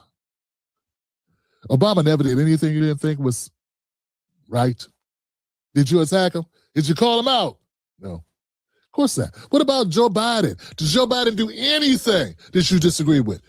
I want you to pull up the segments where you roasted his old ass, where you got in on him, where you dragged him, where you dropped F-bombs talking about him. You just didn't, man. It's just politics. It's just blue versus red, red versus blue bullshit. That's all. You just want to see Stephen A. Smith attack Trump. Not that you're going to welcome him back to the party, because y'all had already decided he was blackballed. And all that Kamala ass kissing that he did wasn't going to save him. People are like, hey, Stephen A., we're wondering exactly what is it, or why does it seem like you have a higher level of energy and criticism for the people that look like you than for the people who don't want your people to exist? When Donald Trump called you stupid, you laughed and challenged him to a debate. If Kamala Harris would have called you stupid, what would you have said? Shit, the same thing. Very curious about that. And that's why people are like, Kamala Harris is not the president of the United States. I know you don't care about that. I'm just saying, she's not the president. She may be the president of black women, which is crazy. But she ain't the president of the United States. And I don't remember Stephen A. Smith really saying anything negative about Kamala as a person, just about her policy and her performance. Jesus Christ. Her campaign was dog shit. And you said it was okay to say her campaign was dog shit. He didn't say that Kamala Harris was dog shit. And that's what you guys are trying to say. He never said Jasmine Crockett was dog shit. He never said that Curry Champion was dog shit. He never said that Michelle Obama, he kissed Michelle Obama's ass. And y'all still defended him getting a thumbs down for being critical of people. This is bullshit. At the end of the day, all of y'all are hypocrites. And my problem is you won't admit that you're a hypocrite and that you're doing the same game as Stephen A's playing. And that's the whole point of this show tonight, guys. I want to expose these black media heads who keep talking as if they're standing up for black people, when at the end of the day, they're standing up for themselves and the Democratic Party. Stephen A. Smith is standing up for himself, even more so than Republicans. He's even more self-serving. That's what I get from Stephen A. So yeah, at the end of the day, this whole scenario has totally exposed these so-called black independent media for what they really are, which is spokesmodels, social media influencers for the Democratic Party and for liberalism and feminism. For black men, not so much. And then they wonder why black men don't vote for Democrats to the crazy extent. And for real, 80% of black men vote for the Democrats, so that is crazy. Technically, that's the Looney Tunes. But 90? Well, Jesus Christ. I don't think there's any other group in the world, any voting bloc in the world, that votes so consistently for one side of the ball like black women. Black women need to be decompressed. They need to go to rehab. They need to go to rehab, black women. We need to get you off the Democratic plantation. Go to rehab. Go through a 12-step program to de-Democrat party your mentality, because this is disgusting. It's sad. It won't end well. It hasn't, and it would be different if black America was winning because of it. Then you can chastise black men and be like, yo, black men, you need to be with us because look how much we winning. Y'all not winning. We ain't winning. The black community went from over 50% of home ownership to 44% of home ownership. Homeless rate, higher. Unemployment rate, higher. Literacy rate, lower. Life expectancy, lower. In what metric are we winning? And if you say that, repeat that dumb shit about degrees, you mean debt. You don't mean more degrees. Black women ain't got more degrees. Got more debt than white women. How you gonna have more degrees and go to school at a higher clip than white women when black community on average is only worth 10% of white community? Come on, man. And then let's not even talk about the Asian community. So there's a lot of lies meant to a lot of black women to play to the ego of black women.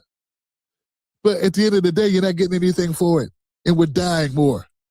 We're dying earlier, having less, and completely losing behind this mentality. So yeah, we need a 12-step program for black women to get them off the Democratic Party, breastfeeding, whatever this shit y'all doing here. And I think one of the steps that would greatly help that happen is if you people in media had a fucking heart, had ethics, and decided, I'm not going to keep lying to my sisters for a paycheck. I'm not going to keep lying for my sisters to make my career go better or easier or more lucrative. That I want to save my sisters and save my children and save my sons, save my daughters. But not adding to the bullshit by lying to them and being a hypocrite for this damn political system. But you won't, will you, Jamel? You won't, will you, Kerry Champion? You won't, will you, Lindsay? Rachel Lindsay. What's up with this guy? And even your former colleague, my friend Kerry Champion, noted this during the Jasmine Crockett dust up.